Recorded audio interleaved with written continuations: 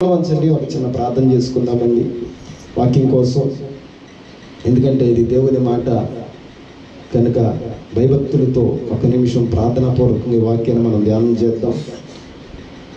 జిగటగల ఊబి నుండి లేవనెత్తెను, సమతల మగు భూమిపై నన్ను నిలిపెను. జిగటగల ఊబి నుండి లేవనెత్తెను, సమతల మగు భూమిపై నన్ను నిలిపెను. నా పాదములకు దీపమాయెను, నా పాదములకు దీపమాయెను. సత్యమైన మార్గములో నడుపుచుండెను, సత్యమైన మార్గములో నడుపుచుండెను. నీ వాక్యమే నన్ను బ్రతికించెను, బాధలలో నెమ్మదినిచ్చెను.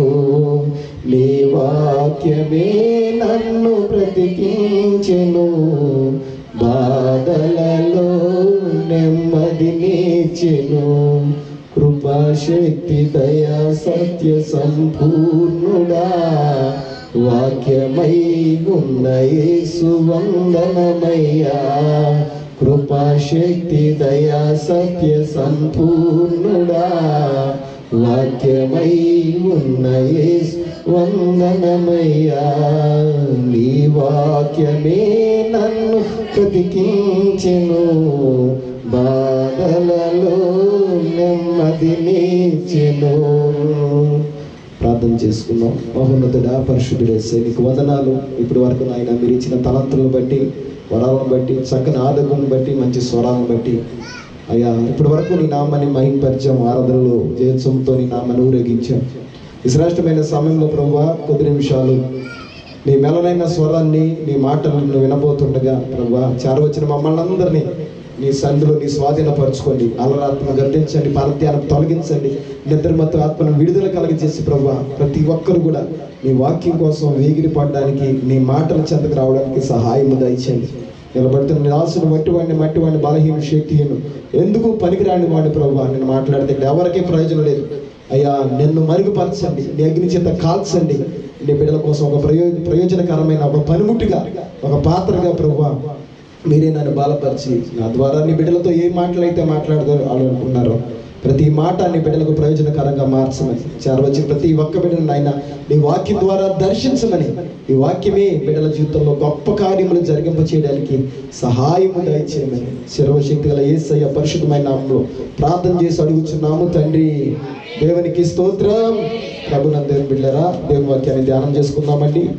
ఈ పూట ధ్యానాంశంగా అపోస్తుల కార్యముల గ్రంథము. బైబిల్ తెరుద్దామండి. అందరూ కూడా బైబిల్ తెచ్చుకున్న వాళ్ళు బైబిల్ తీయండి. 10వ అధ్యాయము అపోస్తుల కార్యముల గ్రంథము 10వ అధ్యాయము 11వ వచనం దగ్గర నుండి చదువుకుందాము. నేను చదువుతాను, మీరు శ్రద్ధగా వినండి. బైబిల్ తెరిచి చూడండి. అపోస్తుల కార్యముల గ్రంథము 10వ అధ్యాయము 11వ వచనాన్ని చదువుకుందాం. అందరూ కూడా బైబిల్ తెరిచి చూడండి. నేను చదువుతున్నవి అలాగున్నావో లేవో.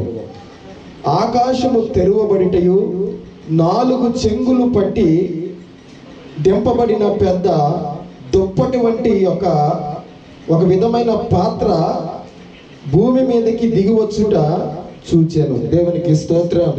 ప్రభునందు దేవుని బిడ్డలారా, ఈ అపోస్తుల కార్యముల గ్రంథములో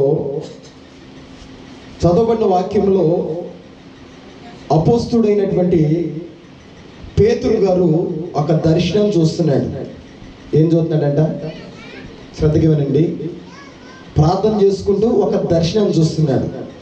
ఆ దర్శనంలో ప్రభునందు దేవుని బిడ్డలారా, ఆకాశము నుండి ఒక దుప్పటంట 4 చెంగులు కూడా ఇలాగ దగ్గరకు మచ్చబడి ఒక పాత్ర వంటి ఆకారంలో ఆ దుప్పటి పైనుండి కిందకి ఏం చేస్తుంది అంటే దిగుతుంది అని వాక్యంలో రాయబడింది. ఇంకా కూడా చదివితే మనము ప్రభునందు దేవుని బిడ్డలారా ఆ వాక్యం చదువుతున్నాం చూడండి. అందులో ఈ పాత్ర వంటి దుప్పటి పైనుండి కిందకి దిగుతుంది. అందులో భూమి మీద సకల విధములైన చతుష్పాద జంతువులను, ప్రాకు పురుగులను, ఆకాశ పక్షులను ఉండెను. అప్పుడు పేతురు, నీవు లేచి చంపుకొని తినమని ఒక శబ్దము. దేవునికి స్తోత్రం. హల్లెలూయా. శ్రద్ధగా వినండి. ప్రభువునందు దేవుని బిడ్డలారా, ఈరోజు మనం ధ్యానం చేస్తున్న ఒక అంశం ఏంటంటే దుప్పటి అనేటువంటి వాక్యం మీద మీతో మాట్లాడని ఆశపడుతున్నా. దేవునికి స్తోత్రం చెల్లిద్దాం. ఆల్రెడీ నేను గొల్లగూడెంలోనో ఇక్కడ ఒకసారి ఈ దుప్పటి మీద ఒక ప్రసంగం చేశాను. అయితే దేవుడు నాకు ఎందుకునో మరలా ఈ వాక్యాన్ని ప్రేరేపణించాడు. అయితే ఒక ప్రత్యేకమైనటువంటి కోణంలో ఈ వాక్యాన్ని ప్రభు మనతో మాట్లాడని ఆశపడుతున్నాడు. దేవునికి స్తోత్రం చెల్లిద్దాం. ప్రభునందు దేవుని బిడ్డలారా, బైబిల్ గ్రంథంలో ఏ వాక్యాన్ని తీసుకున్నా దేవుడు ఒక ప్రత్యేకమైన రీతిలో మనతో ఏం చేస్తూ ఉంటాడంటే మాట్లాడుతూ ఉంటాడు. దేవుని వాక్యంలో ఉన్న గొప్పతనం ఏంటో తెలుసా? ఎన్నిసార్లు చెప్పినా, ఎంతమంది బోధకులు బోధించిన ప్రతిసారి కూడా ఒక ప్రత్యేకమైన కోణంలో దేవుడు ఏం చేస్తాడంటే మనతో మాట్లాడుతూనే ఉంటాడు. ఆత్మ సంగములతో చెప్పుచున్న మాట చెవిగలవాడు వినుగాక. హల్లెలూయా, హల్లెలూయా. ఈరోజు ప్రభునందు దేవుని బిడ్డలారా, అపోస్తలుడైన పేతురు గారు యొప్పే అనేటువంటి ప్రాంతంలో ఒక చర్మకారుడైనటువంటి సీమోను ఇంటి దగ్గర వచ్చినాడు. అక్కడికి వాళ్ళ ఇంట్లో బస్ వేసాడు అనమాట. యొప్పే అనే ప్రాంతంలో బస్ వేసి ఉన్నాడు. ఆ ఇంటి వారు మధ్యాహ్నం దగ్గరగా 12 గంటల సమయం అవుతుంది. పేతురు గారు మిద్ది మీద ప్రార్థన చేసుకుంటున్నాడు. మిద్ది మీద ప్రార్థన చేసుకుంటాడు. ఈయనకి ఆకలేస్తుంది. అమ్మ ఆకలేస్తుంది, అన్నమైందంటే అయ్యా మేము సిద్ధపడుతున్నాం, ఇంకొంచెం సమయం పడద్ది అని చెప్పి ఇంటి వారు చెప్పినప్పుడు ఈయన ఆ మిగిలి ఉన్న సమయాన్ని ఎందుకు వ్యర్థం చేయడం అని చెప్పి మేడ మీదకి వెళ్ళి మోకరించి దేవుని సన్నిధిలో ఏం చేస్తున్నాడంటే ప్రార్థన చేస్తున్నాడు. ప్రార్థన చేస్తుండగా దేవుడు ఒక అద్భుతమైన దర్శనాన్ని అతనికి చూపిస్తున్నాడు. ఏంటి ఆ దర్శనం అంటే, ప్రభునందు దేవుని బిడ్డలారా, ఆయన కళ్ళు మూసుకుని ప్రార్థన చేయించుండగా ఆకాశము నుండి దుప్పటి ఒకటి పైనుండి కిందకి వస్తుందంట. 4 చెంగులు కూడా ఇలా పై కప్పబడి ఒక పాత్ర లాంటి ఆకారంలో ఒక దుప్పటి పైనుండి కిందకి ఏం చేస్తుందంట దిగుతుంది. అయితే అందులో అక్కడ రాయబడిన మాట ఏంటి అంటే, పురుగులు, చతుష్పాద జంతువులు, లోకంలో ఉన్నటువంటి ప్రభునందు దేవుని బిడ్డలారా, ఆ జంతువులన్నీ కూడా ఆ యొక్క పైనుండి కిందకి దర్శనంలో దిగుతున్న ఆ దుప్పటిలో కనపడుతున్నాయి. అయితే ఆ ఒక స్వరం వినపడుతుంది పేతురు గారికి. ఏమన్నాయి అంటే, ఇందులో ఉన్న వాటన్నిటిని కూడా నువ్వేం చేయంటే చంపుకొని తినమంటున్నాడు. అయితే యాక్చువల్గా ఏ పరిస్థితుల్లో ఉన్నాడు పేతురు అంటే ఆకలితో ఉన్నాడు. ఆకలితో ఉండి దేవుని సన్నిధిలో ఏం చేస్తున్నాడంటే ప్రార్థన చేస్తున్నాడు. దేవుడు దర్శనం ఇచ్చాడు, ఇవన్నిటిని కూడా నువ్వేం చేయండి చంపుకొని తినన్నాడు. అయితే పేతురు అన్నాడు, ప్రభువా నేను యూదుడిని, నిషిద్ధమైన దాన్ని దేన్ని కూడా నేను ఏం చేయనంటే తినను అని చెప్పి అంటే దేవుడు పరిశుద్ధపరిచిన దానిని నిషిద్ధమైన వాటిగా నువ్వేం చేయొద్దంటే ఎంచవద్దని 2 సార్లు 3 సార్లు పైనుండి అదే దర్శనం వచ్చిందంట. దేవునికి స్తోత్రం చెల్లిద్దాం. ఎన్నిసార్లు వచ్చింది? 3 సార్లు ఒకే దర్శనాన్ని దేవుడు ఎవరు చూపించాడంటే పేతురు గారు చూపించాడు.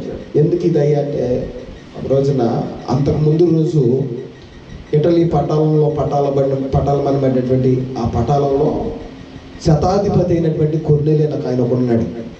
ఈ కొర్నేలి భక్తిపరుడు, ప్రార్థనాపరుడు, చెడుతలను విసర్జించిన వాడు, ధర్మకార్యాలు పుణ్యకార్యాలు చేస్తూ ప్రార్థన చేస్తుంటే ఈ ప్రార్థన సమయంలో దేవుని దూత అతనితో మాట్లాడి, అయ్యా నీ ధర్మకార్యాలు, నీ పుణ్యకార్యాలు, నీ ప్రార్థనలో, నీ యాచనలో దేవుని సన్నిధికి చేర్చబడినవి.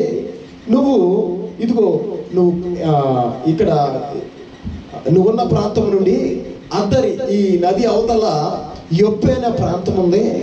అక్కడ చర్మకారుడైనటువంటి సీమోన్ ఇంటి దగ్గరికి పేతురు అనబడినటువంటి పాస్టర్ గారు వచ్చాడు. నువ్వు వెళ్ళి ఆయన్ని పిలిపించుకుని నీ ఇంట్లో ఏం చెప్పించుకో అంటే సువార్త చెప్పించుకో, వాక్యం చెప్పించుకో అని దేవుని దూత ఇటలీ పటాలం అనబడిన ఆ పటాలంలో ఉన్నటువంటి కొర్నేలి అనబడిన ఆయనకి దేవుని దూత మాట్లాడింది. దేవునికి స్తోత్రం చెల్లిద్దాం. యాక్చువల్గా చెప్పాలంటే పేతురు గారు యూదుడు.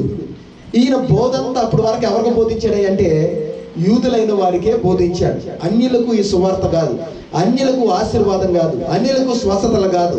ఎవరికయ్యా ఈ సువార్త అంటే కేవలం యూదుల వరకు మాత్రమే అని చెప్పి అప్పటి వరకు అటువంటి అపోహలో ఉన్నాడు. దేవునికి స్తోత్రం చెల్లిద్దాం. ఇటువంటి అపోహలో ఉన్నటువంటి ఈ యొక్క పేతురు గారికి ఒక అద్భుతమైన దర్శనం వచ్చింది.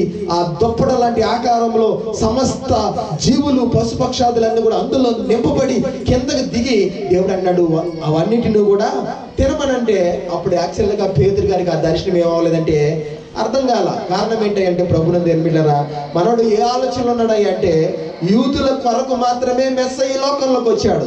సువార్త ఎవరికయ్యా అంటే కేవలం యూదుల వరకే, అన్యులతో సంబంధం లేదు. దేవుని ఎరిగిన వారికి ఈ సువార్త పని లేదు కనుక వాళ్ళ దగ్గరికి మనం వెళ్ళవలసిన అవసరం లేదు, వాళ్ళకి సువార్త చెప్పవలసిన అవసరం అంతకంటే లేదు అని ఆలోచన ఉన్నటువంటి పౌలు గారితో దేవుడు ఒక అద్భుతమైన దర్శనం ఇచ్చాడు. కానీ ఆ దర్శనం వీళ్ళకి అర్థం కాల. అయితే ఎప్పుడైతే కొర్నేలి గారితో దేవుడు మాట్లాడినప్పుడు ఈ కొర్నేలి ఏం చేశాడు అంటే, ఇటలీలో ప్రాంతంలో ఉన్నటువంటి ఆ కొర్నేలి ఏం చేశాడంటే ఆయన దగ్గర నుండి 2 మనుషులు పంపించాడు. అయ్యా, యొప్పే ప్రాంతంలో చర్మకారుడైన సీమోని ఇంటి దగ్గర మరి పేతురు అనే పాస్టర్ గారు ఉన్నారంట, వెళ్ళి ఆయన మీరు తీసుకురండి, మన ఇంట్లో ఏం చేయించుకుందాం అంటే వాక్యం చేయించుకుందాం. దైవజనులు మన ఇంట్లోకి రావడం అది మనకెంతో దీవెన, మనకు ఆశీర్వాదం. దేవుడు చెప్పాడు సేవకుని మీ ఇంట్లో పిలిపించుకుని నువ్వేం చేయండి వాక్యము చెప్పించుకొని చెప్పాడు కనుక మీరు వెళ్ళి ఆయన ఎక్కడున్నా సరే ఆయన తీసుకురండి అన్నప్పుడు ప్రభుత్వం దేని బిళ్ళరా వీళ్ళు ఎప్పే ప్రాంతం వచ్చారు, ఎత్తుకుంటూ అక్కడికి వచ్చారు. వచ్చిన తర్వాత ఆ పేతురు గారిని కనుగొని అన్నారు, అయ్యా మా యజమానుడు కొర్నేలి మిమ్మల్ని తీసుకురమ్మని ఏం చేశాడంటే ఆజ్ఞ ఇచ్చాడు కనుక మీరు వచ్చి వాళ్ళ ఇంట్లో అడుగుపెట్టి సువార్తన, దేవుని సువార్తన వాళ్ళకే ప్రకటించాలని చెప్పాడు. యాక్చువల్గా ఈ కొర్నేలి రోమా ప్రభుత్వంలో రోమన్ అన్నమాట, ఒక రోమన్ అన్నమాట. ఇతను యూదుడు కాదు, ఇతను ఒక ఇంకా చెప్పాలంటే దేవుడు అంటే ఎవరో ఎరిగినటువంటి వాడు, అయినా దేవుని తెలుసుకుని ప్రార్థన చేసే వ్యక్తి. ఈ వ్యక్తి దేవుని నమ్ముకున్న తర్వాత దేవుడు అంటున్నాడు నువ్వు వెళ్ళి పాస్టర్ గారిని పిలిపించుకుని వాక్యం చెప్పించుకున్నప్పుడు మనుషులు పంపించాడు. పేతురు గారి దగ్గరికి వచ్చినాక అప్పుడు పేతురు గారికి అర్థమైపోయింది ఏంటంటే ఆ వచ్చిన దర్శనం యొక్క భావం. దేవునికి స్తోత్రం చెల్లిద్దాం. అప్పుడు వరకు ఈయన ఏమనుకుంటాడు అంటే సువార్త ఎవరికయ్యా అంటే కేవలం యూదుల వరకే, కేవలం యూదులు రక్షించడానికే యేసయ్య వచ్చాడు కనుక. కానీ అన్ని జనుల కోసం కాదు ఈ సువార్త, అన్ని జనుల కోసం కాదు ఈ స్వస్థత అని అప్పటి వరకు అనుకున్నటువంటి శిష్యులలో ప్రధాన శిష్యుడైనటువంటి పేతురు గారు ఎప్పుడైతే కొర్నేలి ఇంటి దగ్గర నుండి 2 మనుషులు వచ్చి అయ్యా మీరు మాకు కూడా సువార్త చెప్పడానికి మా దగ్గరికి రావాలని చెప్పి పిలుపునిచ్చినప్పుడు ఆ దర్శనం యొక్క భావమేమో పేతురు గారికి అర్థమైంది. ఏంటయ్యా అంటే అప్పటి వరకు యూదులు అన్యుల్ని విగ్రహారాధన చేసే వాళ్ళని, దేవుని నమ్మనటువంటి వాళ్ళని ఎలా చూసేవాళ్ళు అంటే వాళ్ళు ప్రభుత్వం దేని మీద అసహ్యమైనవిగా, హేయమైనవిగా చూస్తూ ఉండేవాడు. అయితే దేవుడు చెప్పాడు దేవుడు పరిశుద్ధపరిచిన దానిని నరుడేం చేయకూడదు అంటే నిషిద్ధమైన దానికి ఏం చేయకూడదంట, ఎంచకూడదు. ఇక్కడ అన్యులైన వారిని, కొర్నేలి ఇంటి వారిని దేవుడు ఏం చేశాడు అంటే పరిశుద్ధపరిచాడు. నేను పరిశుద్ధపరిచాను కనుక నువ్వు వెళ్ళి వాళ్ళకి ఏం చెప్పాలి అంటే సువార్త చెప్పాలి. ఈరోజు ప్రభుత్వం దేవుని బిళ్ళరా కేవలం యూదులకు మాత్రమే కాదు దేవుని సువార్త. దేవునికి స్తోత్రం చెల్లిద్దాం. అన్ని జాతుల వారికి, అన్ని మతాల వారికి, అన్ని కులాల వారికి, అన్ని ప్రాంతాల వారికి, అన్ని వర్గాల వారికి నా యేసయ్య దేవుడు. దేవునికి స్తోత్రం చెల్లిద్దాం. హల్లెలూయా. ఈ రోజుల్లో ప్రభుత్వం దేవుని బిళ్ళరా ఇదిగో కులానికి ఒక దేవుడు ఉన్నాడు, అదేవిధంగా ప్రాంతానికి ఒక దేవుడు ఉన్నాడు, అదేవిధంగా జాతికి ఒక దేవుడు ఉన్నాడు, రంగుకు ఒక దేవుడు ఉన్నటువంటి భయంకరమైన దినాలలో ఆయన అంటున్నాడు నేను సర్వ మానవాళి కోసం వచ్చిన దేవుడిని. దేవునికి స్తోత్రం చెల్లిద్దాం. ఒక జాతి కోసం కాదు నేను వచ్చింది, ఒక కులం కోసం కాదు నేను వచ్చింది, ఒక ప్రాంతం కోసం కాదు నేను వచ్చింది, సకల మానవాళి యొక్క రక్షణ కోసం నేను ఈ భూలోకానికి దిగి వచ్చాను. నేను అందరికీ సువార్త అందించడానికి అందరినీ పరిశుద్ధపరిచాను అని చెప్పి దేవుడు చెప్పారు. దేవునికి స్తోత్రం చెల్లిద్దాం. మనం చదువుకున్న ఈ వాక్యంలో ప్రభువుని మనకి మెయిన్ అట్రాక్షన్గా కనపడింది ఏంటంటే ఒక దుప్పటి. దేవునికి స్తోత్రం చెల్లిద్దాం. ఏంటంటే ఒక దుప్పటి. ఈరోజు ఈ దుప్పటి మీద నేను కొంచెం మీకు ప్రసంగం చేయాలని ఆశపడుతున్నాను. శ్రద్ధ కలిగి దేవుడు నన్ను ప్రేరేపించాడు. ఆల్రెడీ నేను ఈ వాక్యాన్ని ఎక్కడో చెప్పాను, అయినప్పటికీ ఒక ప్రత్యేకమైన రీతిలో దేవుడు నన్ను ప్రేరేపిస్తున్నాడు కనుక ఈ వాక్యం మరలా మీతో మాట్లాడి ఆశపడుతున్నాను. దేవునికి స్తోత్రం చెల్లిద్దాం. హల్లెలూయా. చాలా రకాల దుప్పటి అనుభవాలు దేవుని సందర్భంలో. అయ్యా దుప్పటి కోసం వాక్యం ఏంటి అని మీరు అనుకోవద్దు. బైబిల్ గ్రంథంలో అక్షరం కానీ పొల్లు కానీ తీసివేయడానికి వీలేదన్నాడు. ప్రతి సందర్భం కూడా మనతో మాట్లాడుతూనే ఉంటుంది. దేవునికి స్తోత్రం చెల్లిద్దాం. ప్రతి సందర్భం కూడా మనకు ఒక పాఠాన్ని నేర్పుతానే ఉంది. ఈరోజు ఈ దుప్పటి ద్వారా ప్రభు మనతో మాట్లాడును గాక. ఈ దుప్పటి ద్వారా మనలో ఉన్న ప్రతి అవిధేయతలను దేవుడు సరిచేయును గాక. ఈ దుప్పటి ద్వారా దేవుడు మనల్ని దీవించును గాక. హల్లెలూయా. ప్రభునందు దేవుని బిడ్డలారా, తెరిద్దామండి. మొట్టమొదటిగా 3 మాటలు చెప్తాను, శ్రద్ధగా మీరు వినండి. మొట్టమొదటిగా మరి సమూయేలు మొదటి గ్రంథము 5వ అధ్యాయము 27వ వచనం నుండి కొన్ని మాటలు మనం విందాం. మొదటి దుప్పటి, మొదటి సమూయేలు గ్రంథము 5వ అధ్యాయము 27వ వచనంలో ఒక దుప్పటి మనకు కనపడుతుంది. ఒకసారి ఆ దుప్పటి గురించి చూద్దాం మనం. మొదటి సమూయేలు గ్రంథము 5వ అధ్యాయము 27వ వచనం, క్షమించండి 15వ అధ్యాయము 27వ వచనం, క్షమించండి. మొదటి సమూయేలు గ్రంథం 15వ అధ్యాయము 27వ వచనాన్ని ఒకసారి మనం చూద్దాం. వెళ్ళిపోవాలని తిరిగి రాగా అప్పుడు అతడు దుప్పటి చెంగును పట్టుకున్న అది ఏమైపోయిందంట, చిరిగిపోయిందంట. ఈరోజు ఈ దుప్పటి గురించి మనం మాట్లాడుతుంటే మొట్టమొదటి దుప్పటి ఏంటి అంటే చిరిగిపోయిన దుప్పటి. ఏ దుప్పటి అంట? చిరిగిపోయిన దుప్పటి. ఈ చిరిగిపోయిన దుప్పటి కనుక మన ఇంట్లో ఉంటే ప్రభునందు దేవుని బిడ్డలారా, భయంకరమైనటువంటి, ఇంకా చెప్పాలంటే దేవుని ఆశీర్వాదాలకు మనం ఏమైపోతామంటే దూరం అయిపోతాం. దేవుని కృపకి ఏమైపోతామంటే దూరం అయిపోతాం. ఈరోజు ప్రభునందు దేవుని బిడ్డలారా, ఈ వాక్యపు వెలుగులో దేవుడు మనతో మాట్లాడుతున్న మాట ఏంటంటే, ఒకవేళ చిరిగిపోయిన దుప్పటి కనుక మీ ఇంట్లో ఉంటే నువ్వు దేవుని కృపకి ఏమైపోతావంటే దూరం అయిపోతావు. అయ్యా పాస్టర్ గారు మీరు చెప్తే నాకు అర్థమవుతుందండి, మా ఇంట్లో చాలా దుప్పట్లు చిరిగిపోయినాయి అండి. అందుకనే ఒకవేళ దేవుని ఆశీర్వాదాన్ని మేము పొందుకోలేకపోతున్నాము. మనకు పితరుల కాలం నుండి కొన్ని మూఢనమ్మకాలు వచ్చేసినాయి.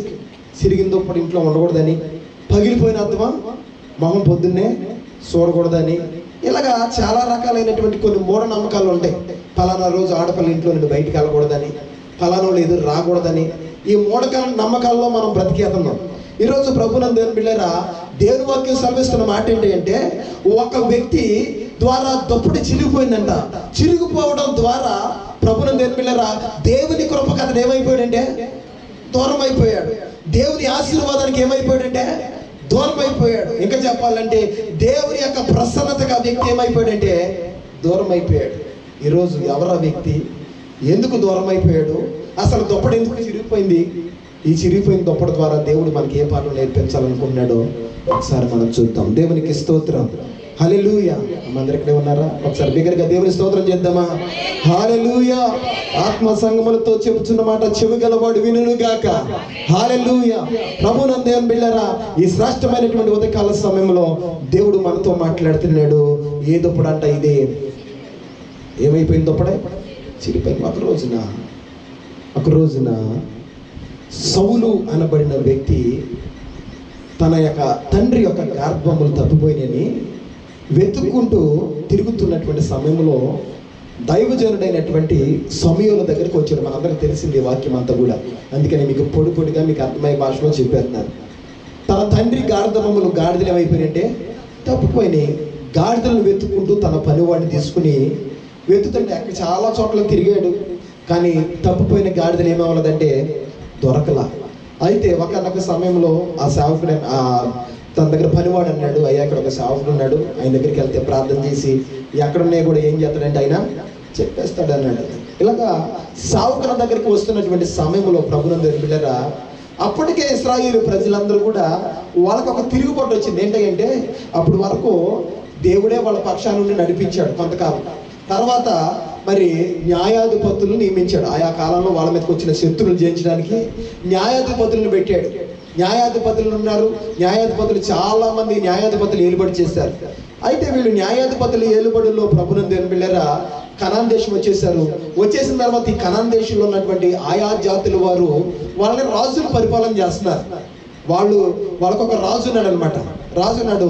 ఇశ్రాయేలు ప్రజలందరూ కూడా ఆ రాజరికం చూసి మనకు కూడా ఎవరు ఉండాలని ఆశపడ్డారు అంటే, ఒక రాజు మనకు కూడా ఉండాలి, మనల్ని ఏలడానికి, మనల్ని నడిపించడానికి, అన్ని ముందుండి చూసుకోవడానికి మనకు కూడా ఎవరు కావాలి అంటే ఒక రాజు కావాలని వాళ్ళందరూ, అయ్యా మాకు రాజు కావాలి, రాజు కావాలని ప్రవక్త అయినటువంటి సమూయేలుతో విన్నవించుకున్నారు. అటువంటి సమయంలో దేవుని పిల్లలారా, ఈ యొక్క కీషు కుమారుడైనటువంటి సౌలు అనబడినటువంటి ఈ యవనస్తుడు సమూయేలు దగ్గరికి వచ్చాడు. అయ్యా నా గాడిదలు పోయినటువంటి నా గాడిదలను ఎక్కడ పోయినాయో తెలియట్లేదు కనుక నువ్వు నాకు తెలియపరచు అని చెప్పి అనడానికి వచ్చినప్పుడు దేవుడు చెప్పాడు, ఇదిగో ఇశ్రాయేలు మీద రాజుగా నేను నీ దగ్గరకు వస్తున్న సౌలుని నేను ఏం చేస్తున్నానంటే అభిషేకించబోతున్నాను అని చెప్పి, ఎన్నికలైనటువంటి ప్రభునందు మిల్లరా ఈ యొక్క సౌలుకి దేవుడు గొప్ప భాగ్యాన్ని ఇచ్చాడు. దేవునికి స్తోత్రం చెల్లిద్దాం. హల్లెలూయా. తన తండ్రి గాడిదలు తప్పిపోతే గాడిదల కోసం ఎత్తుకుని వచ్చినటువంటి ఈ సౌలుకి దేవుడు ఎలాంటి స్థితిని ఇచ్చాడు అంటే రాజు అయ్యేటువంటి భాగ్యాన్ని ఇచ్చాడు. దేవునికి స్తోత్రం చెల్లిద్దాం. యాక్చువల్గా ఇశ్రాయేల్ దేశంలో ఏ వ్యక్తి అయినా సరే రాజు అవ్వాలి. దేవుడు ఎన్నుకున్నటువంటి వ్యక్తులు రాజు అవ్వాలంటే ఏ గోత్రం రావాలి అంటే యోధా గోత్రం నుండి రాజు అయ్యేవాళ్ళు. దేవునికి స్తోత్రం చెల్లిద్దాం. అయితే ఎన్నికలైనటువంటి గోత్రమైనటువంటి బెన్యామీను గోత్రం, కడసారి చివరి గోత్రంలో పుట్టినటువంటి బెన్యామీను గోత్రంలో పుట్టినటువంటి ఈ సౌలుకి ప్రభునందు బిడ్డలారా దేవుడు ఉచితమైన కృపనిచ్చాడు. దేవునికి స్తోత్రం చెల్లిద్దాం. హల్లెలూయా. ఏ కోశాన్ని చూసినా, ఏ యాంగిల్లో చూసినా, ఎలా చూసినా రాజయ్యే అర్హత సౌలుకి లేదు. గోత్రాలన్నింటిలో చివరి గోత్రం ఏంటంటే బెన్యామీను గోత్రం. ఈ బెన్యామీను గోత్రంలో పుట్టినటువంటి ఈ సౌలుని తీసుకెళ్లి దేవుడు తన కృప చేత ఏం చేశాడు అంటే రాజుని చేశాడు. దేవునికి స్తోత్రం చెల్లిద్దాం. ఈరోజు నువ్వు నేను కూడా ఎన్నికలైనటువంటి మనల్ని దేవుడు పిలుచుకుని ఆయన సన్నిధిలో ఆయన బిడ్డగా చేసుకున్నాడు. దేవునికి స్తోత్రం చెల్లిద్దాం. ఇది కేవలం దేవుని ఉచితమైన కృప తప్ప మరొకటి లేదు. దేవుని కృపను బట్టి మనం ఎలా మార్చబడ్డామై అంటే, ఒకప్పుడు దూరస్తులుగా ఉన్న మనల్ని ఆయన కృప ద్వారా మనల్ని ఏం చేసుకున్నాడు అంటే సమీపిస్తులుగా చేసుకున్నాడు. అంతేకాదు ఆయన బిడ్డలుగా, ఆయన రాజు అయితే రాజు పిల్లలుగా మనల్ని దేవుడు ఆయన బిడ్డలుగా మనల్ని ఏర్పరచుకున్నాడు. దేవునికి స్తోత్రం చెల్లిద్దాం. దేన్ని బట్టి? ఇది కేవలం దేవుని యొక్క కృపను బట్టే తప్ప నీ అందరిని బట్టో, నీ ఆస్తిని బట్టో, నీ ఐశ్వర్యాన్ని బట్టో, నీకు వెనకాల ఉన్న బ్యాక్గ్రౌండ్ బట్టో, నీ కులాన్ని బట్టో కానే కాదు. కేవలం దేవుని ఉచితమైన కృపను బట్టి దేవుని బిడ్డగా నువ్వు మార్చబడ్డావు. దేవునికి స్తోత్రం చెల్లిద్దాం. హల్లెలూయా. ఒకప్పుడు లోకంలో పాపములో ఒకప్పుడు భయంకరమైన జీవితాన్ని జీవిస్తున్న మనల్ని ఆ కృపయే మందిరం దగ్గరికి వచ్చింది. దేవునికి స్తోత్రం చెల్లిద్దాం. ఈ మందిరంలో ఈ విధంగా ఆయన పాద దగ్గర కూర్చొని గొప్ప భాగ్యాన్ని మనకి ఇచ్చింది. అంతే తప్ప మన బలమో, మన శక్తో, మన యొక్క టాలెంటో, లేకపోతే మనకున్నటువంటి వెనకాల బ్యాక్గ్రౌండ్ సపోర్టో ఏది కానే కాదు. కేవలం దేవుని ఉచితమైన కృపయే మనల్ని రక్షించింది, దేవుని సన్నిధికి నడిపించింది. దేవునికి స్తోత్రం చెల్లిద్దాం. హల్లెలూయా. ప్రభునందు దేవుని బిడ్డలారా, ఈ కృపను ఎప్పుడు కూడా మనం ఏం చేయకూడదు అంటే మర్చిపోకూడదు. పడి ఉన్న స్థితిలో మనం లేవనెత్తింది, బలపరిచింది. ఎక్కడ తీసుకొచ్చింది అంటే దేవుని బిడ్డగా ఆయన మందిరంలోనికి తీసుకొచ్చింది కేవలం ఆయన కృపే. ఎడ్వర్డ్ విలియమ్స్ గారని మీరు బైబిల్ వాక్యంలో టీవీలో చూసే ఉంటారు. ఎడ్వర్డ్ విలియమ్స్ బెంగళూరు అనమాట పాస్టర్ గారిది. ఆయన కృప గురించి ఒక అద్భుతమైన నిర్వచనాన్ని ఇచ్చాడు. కృప గురించి, కృప అంటే అసలు ఏంటి అన్నదానికి ఆయన ఒక అద్భుతమైన నిర్వచనం ఇచ్చాడు. ఏంటి అంటే ఆయన అంటాడు, న్యాయము, అదేవిధంగా దయ, కృప, ఈ మూడిట్ల గురించి ఒక అద్భుతమైన వివరణ ఇచ్చాడు. న్యాయము, దయ, మూడోది ఏంటంటే కృప. అసలు కృప అంటే ఏంటో తెలుసుకోవాలంటే ఈ మూడిట్ల గురించి మనం తెలుసుకోవాలి. ఏంటంటే ఏం పిల్లలు శ్రద్ధగా ఆలకించండి. ఒక వ్యక్తి, ఒక దొంగతనం చేస్తూ మన ఇంట్లోకి వచ్చి మనకు పట్టబడిపోయాడు. ఒక దొంగ మన ఇంటికి వచ్చి దొంగతనం చేద్దాం మనకి ఏమయ్యాడంటే పట్టబడిపోయాడు. పట్టబడిపోయిన ఈ వ్యక్తిని పట్టుకుని మనం పోలీసులకు అప్పచెప్పడం న్యాయం, అవునా కదా? మన ఇంట్లో దొంగతనానికి వచ్చిన వ్యక్తిని మనం పట్టుకుని ఏం చేస్తామో పోలీసులకి అప్పచెప్పడం. ఇదేంటంటే న్యాయం.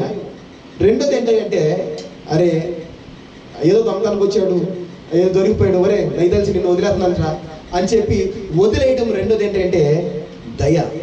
మూడోది ఏంటంటే ప్రభునందు దొరికిన వ్యక్తిని, అయ్యో వీడింట్లో ఉన్నటువంటి ఇబ్బందియే కదా దొంగతనం చేయడానికి, నా ఇంటికి కనవేయడానికి ఈయన ప్రేరేపించింది కనుక వీడికి ఏదో కొంచెం సహాయం చేసి, అయ్యా నువ్వు మరలా ఎప్పుడు దొంగతనం చేయకు. ఇదిగో నేను ఇచ్చిన సహాయమును బట్టి నువ్వు ఏదో వ్యాపారమో ఏదో కూడా చేసుకుని నువ్వు కొంచెం అభివృద్ధిలోకి రా, అంతేగాని దొంగతనం చేయొద్దని చెప్పటమే కృపంట. దేవునికి స్తోత్రం చెల్లిద్దాం. నీకు అర్థమైంది కదా?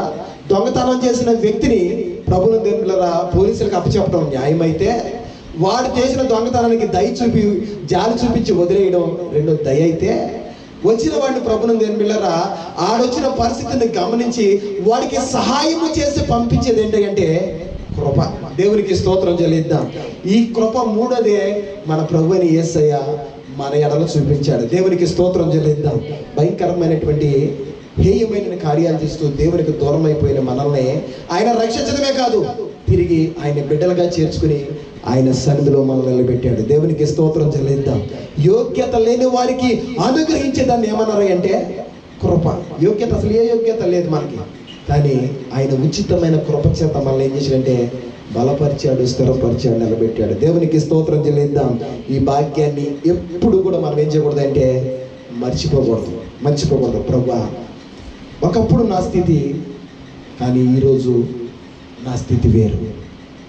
నేను ఎప్పుడు కూడా గడిచిపోయిన స్థితిని మర్చిపోయేవాడిలాగా నేను ఉండకూడదయ్యా.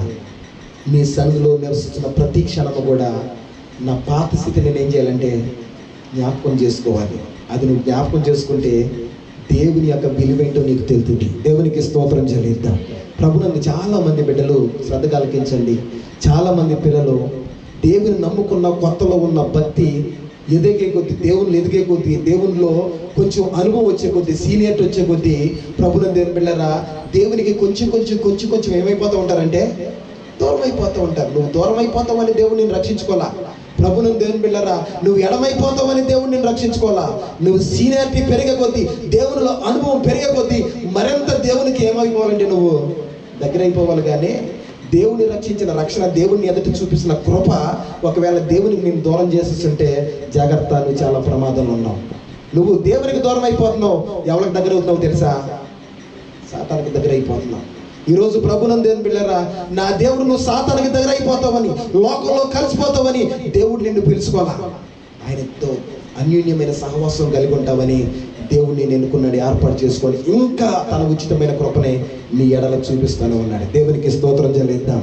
అనుభవం పెరిగే కొద్దీ, దేవునిలో మన దినములు సంఖ్య పెరిగే కొద్దీ, సంవత్సరాలు పెరిగే కొద్దీ మరింతగా దేవునికి ఏమవ్వాలంటే మనము దగ్గర అవ్వాలి. నువ్వు ఒకసారి నీ జీవితాన్ని ఎవరికి వాళ్ళకి, నాకు నేను నీకు నువ్వుగా ఒకసారి దేవుని సొంతలో పరీక్షించుకోవాలి. నేను దేవుని సొంతలో ఎదుగుతున్న కొలది దేవునికి దగ్గర అవుతున్నానా, లేకపోతే లోక సంబంధమైన స్నేహాలతో దేవునికి నేను దూరం అయిపోతున్నాను? నీ ఎదుటే నువ్వే పరీక్ష చేసుకో. దేవునికి స్తోత్రం చెల్లిద్దాం. అయితే సౌలుని, ఎన్నికలేనటువంటి సౌలుని దేవుడు ఎన్నుకున్నాడండి. ఎలా ఎన్నుకున్నాడు అంటే రాజుగా ఎన్నుకున్నాడు. ఉన్నతమైన భాగ్యాన్ని ఇచ్చాడు. ఒకటి చెప్పాడు, అయ్యా గాడిదలు కాసుకున్నటువంటి నిన్ను, గాడిదలను ఎత్తుకుంటూ వచ్చిన నిన్ను దేవుడు ఏం చేశాడంటే రాజుని చేశాడు. అసలు ఏ యోగ్యత లేనటువంటి నీకు దేవుడు ఉన్నతమైన కృపనిచ్చాడు. ఇశ్రాయేలుకి మొట్టమొదటి రాజుగా దేవుని ఏం చేశాడంటే ఎన్నుకున్నాడు. కనుక నువ్వు దేవుని మాట విన్నాయినా అని చెప్పి సమూయేలు అతనికి హితోపదేశం చేశాడు. దేవునికి స్తోత్రం చెల్లిద్దాం. ఏం చేయమన్నాడంట? ఎన్నిక లేనటువంటి నేను దేవుడు ఏం చేశాడు? రాజుని చేశాడు. కనుక నువ్వు చేయవలసింది ఒకటే, ఏం చేయాలి అంటే దేవుని మాటని విను. దేవుడు ఏం చెప్తే దాన్ని అనుసరించి నువ్వు నడువు అని ఒక్క కండిషన్ పెట్టాడు. చక్కగా కొత్తలో ప్రభువుని దేవుని బిడ్డలారా, దేవుడు రాజుగా చేసిన కొత్తలో అభిషేకంతో నిండిపోయాడు. ఆత్మ వచ్చేసింది.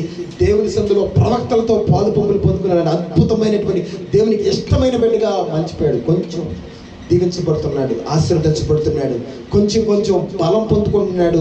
రాజుగా స్థిరపడుతున్న తర్వాత కొంచెం దేవుని మాట వినడం ఏం చేశాడంట చెప్పాలి. ఏం చేశాడు? మానేశాడు. ప్రభువుని దేవుని బిడ్డలారా, మరలా చెప్తున్నాను, దేవుని ద్వారా వచ్చే ఈ ఆశీర్వాదమైన దేవుని మనకు దగ్గర చేయాలి, కానీ దేవునికి దూరం మనం చేయకూడదు. దేవునికి స్తోత్రం చెల్లిద్దాం. హల్లెలూయా, హల్లెలూయా.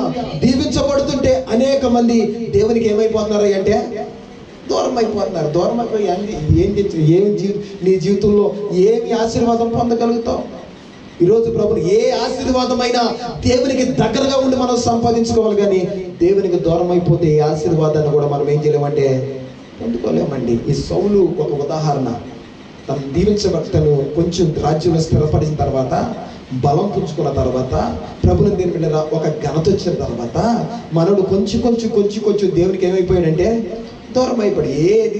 ఏ దేవుడైతే తనలో ఎన్నిక లేనటువంటి మనల్ని గాడిదలు కాసుకుంటే నన్ను ఈ స్థితినిచ్చాడు. ఎవరికి లేనటువంటి గొప్పదని, నా గోత్రము ఇశ్రాయేలు గోత్రములోని చివరి గోత్రము, ఎన్నిక లేని గోత్రం అయినప్పటికీ నా దేవుడు నా మీద కృప చూపించి ఎన్నిక లేని నన్ను తీసుకెళ్ళి ఉన్నతమైన స్థితిలో నిలబెట్టాడే. నా జీవిత కాలం అంతా కూడా నేను దేవునికి ఎట్లా ఉండాలి అంటే సాక్షిగా ఉండాలి, కృతజ్ఞత కలిగి ఉండాలి, దేవునికి దగ్గరగా ఉండాలని జీవించవలసినటువంటి సౌలు రాను దేవునికి ఏమైపోయాడంటే దూరం అయిపోయాడు. ఒకనొక సమయంలో దేవుడు సమూయేలు ప్రవక్తను పంపించి చెప్తున్నాడు, అయ్యా నువ్వు స్థిరపరచబడ్డావు, మంచి నీకు బలం వచ్చింది, శక్తి వచ్చింది, దేవుడు కూడా నీకు తోడుగా ఉన్నాడు, కనుక నువ్వు చేయవలసిన పని ఏంటంటే అమాలేకీయుల మీదకి యుద్ధానికి వెళ్ళి వాళ్ళందరినీ సమూలంగా నువ్వేం చేయంటే నాశనం చేయి. శత్రుశేషం అనేది లేకుండా సమస్తాన్ని నాశనం చేయమంటే మనకు తెలుసు. ప్రభునందరి పిల్లరా, సైన్యాన్ని తీసుకుని సౌలు అమాలేకీయుల మీద యుద్ధానికి వెళ్ళాడు. అమాలేకు రాజు అయిన అగగుని పక్కన పెట్టేశాడు. ఆ దేశంలో ఉన్నటువంటి అందమైన వారిని, బలం కలిగిన వారిని, శక్తి కలిగిన వాళ్ళందరూ పక్కన పెట్టేశాడు. అందమైన మనకి చెప్పాలని బలం కలిగిన పశువుల్ని, బలం కలిగిన మేకల్ని, ఇవన్నిటిని కూడా పక్కన పెట్టేశాడు.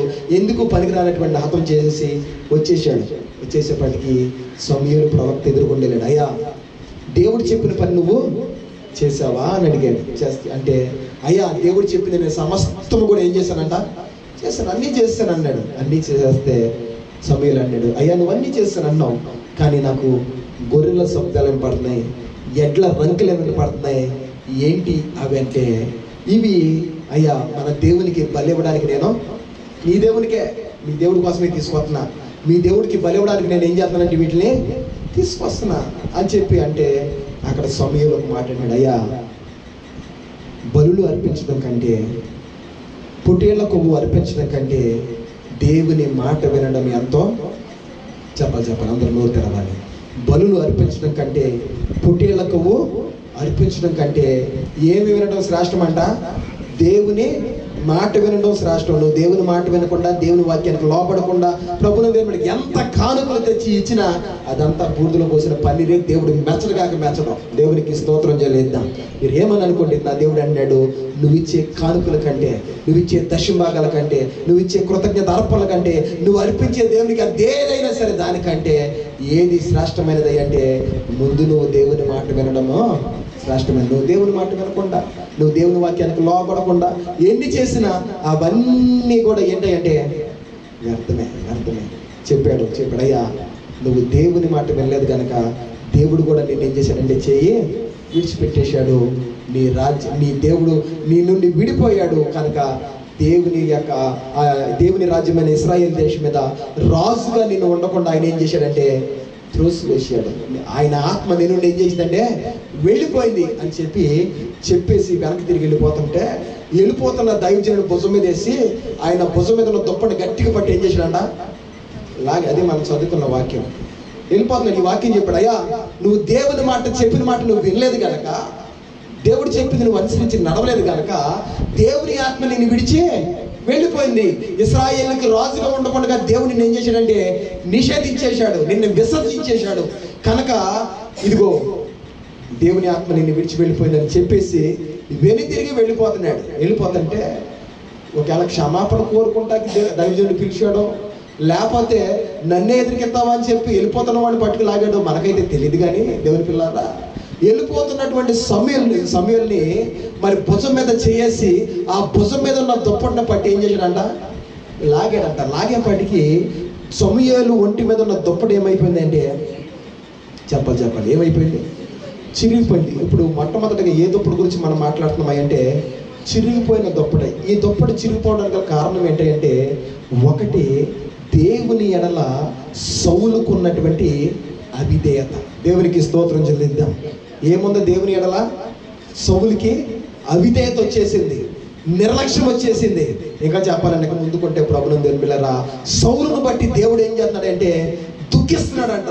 దుఃఖానికి ఏమైపోయాడంటే కారణమైపోయాడంట.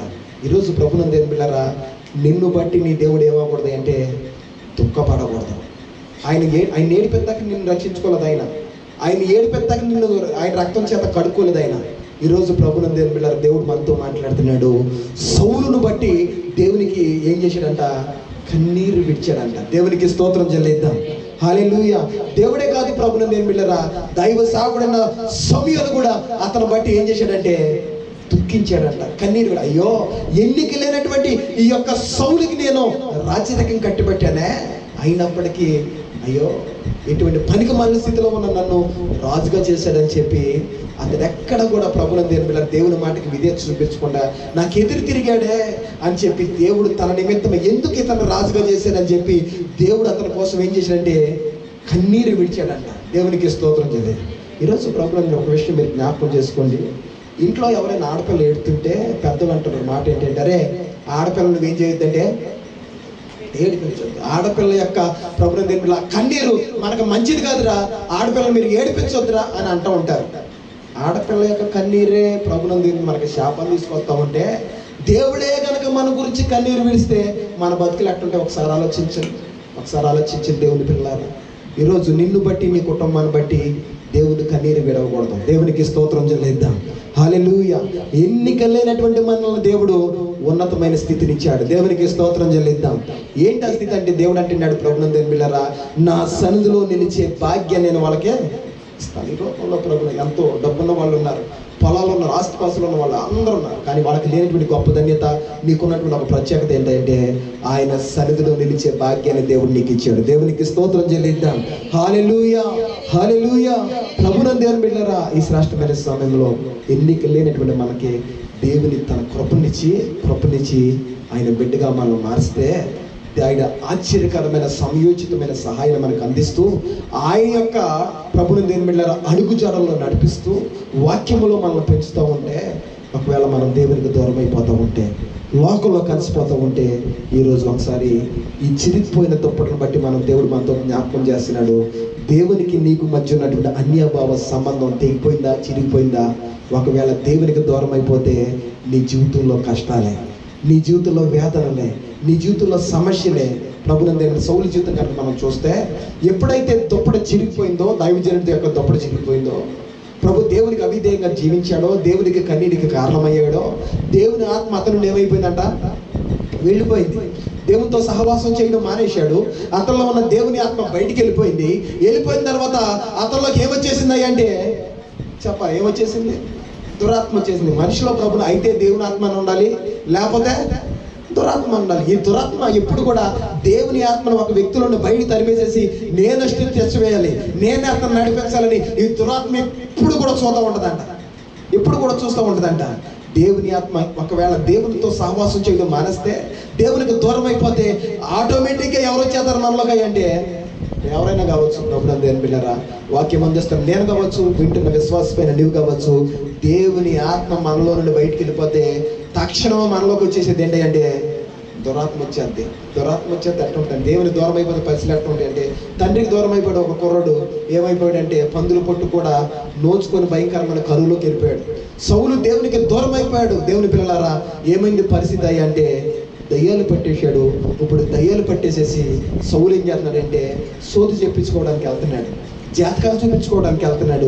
నాలో మన దెయ్యం ఎవరు మొదలు కడతారని చెప్పి ఆ దెయ్యం మొదలు కొట్టుకోవడానికి ప్రయాసపడుతున్నాడు. ఈరోజు దయ్యాలు పట్టేవారుగా మనం ఉండకూడదు, దురాత్మ చేత నింపబడేవారుగా మనం ఉండకూడదు. దేవుని ఆత్మ చేత నింపబడి దేవుని కొరకు బలమైన పనిముట్లుగా మనం ఉండాలి. దేవునికి స్తోత్రం చెల్లిద్దాం.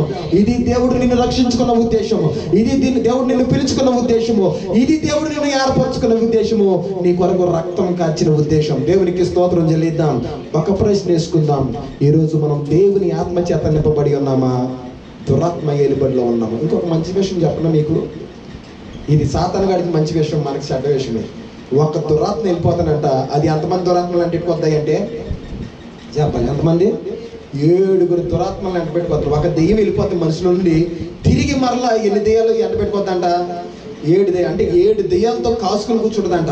ఒకసారి నువ్వు దేవునికి అవకాశం ఇచ్చిన తర్వాత ప్రభునందు దేవుళ్ళు నడుస్తూ ఉన్నావు, కొంచెం అవిధేయత, కొంచెం దేవునికి దూరం అయిపోవడం, కొంచెం ఎక్కువైపోతుంటే, ఇదిగో కొంచెం దేవుడి దూరం అయ్యేపటికి ఎన్ని నీళ్ళకి వచ్చి తెచ్చేసుకుని కూర్చుంటాయంటే 7 వచ్చేస్తాయంట. ఇక్కడ సౌలు దేవునికి ఏమైపోయాడంటే దూరం అయిపోయాడు. ఆ దుప్పటి చిరిగిపోయింది. దేవునికి సమూయేలుకి మధ్య సౌలుకి మధ్యలో ఉన్న అవినాభావ సంబంధం ఏమైపోయిందంటే చిరిగిపోయింది.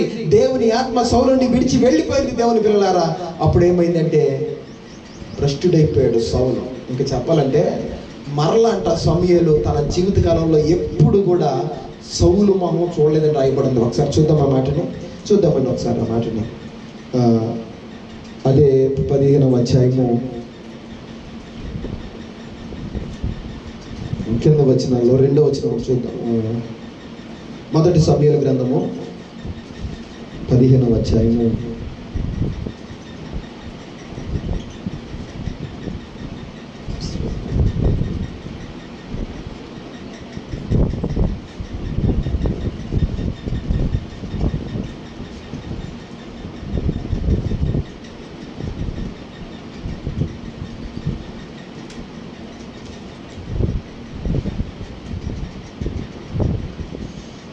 28వ వచనం చూద్దాం. అప్పుడు సమూయేలు అతనితో ఇట్లా, నేను ఇశ్రాయేలు రాజ్యమును నీ చేతిలో నుండి లాగివేసి నీకంటే ఉత్తముడైన నీ పొరుగువానికి దాన్ని అప్పగించి ఉన్నాడు. మరియు ఇశ్రాయేలుకు ఆధారమైన వాడు నరుడు కాదు.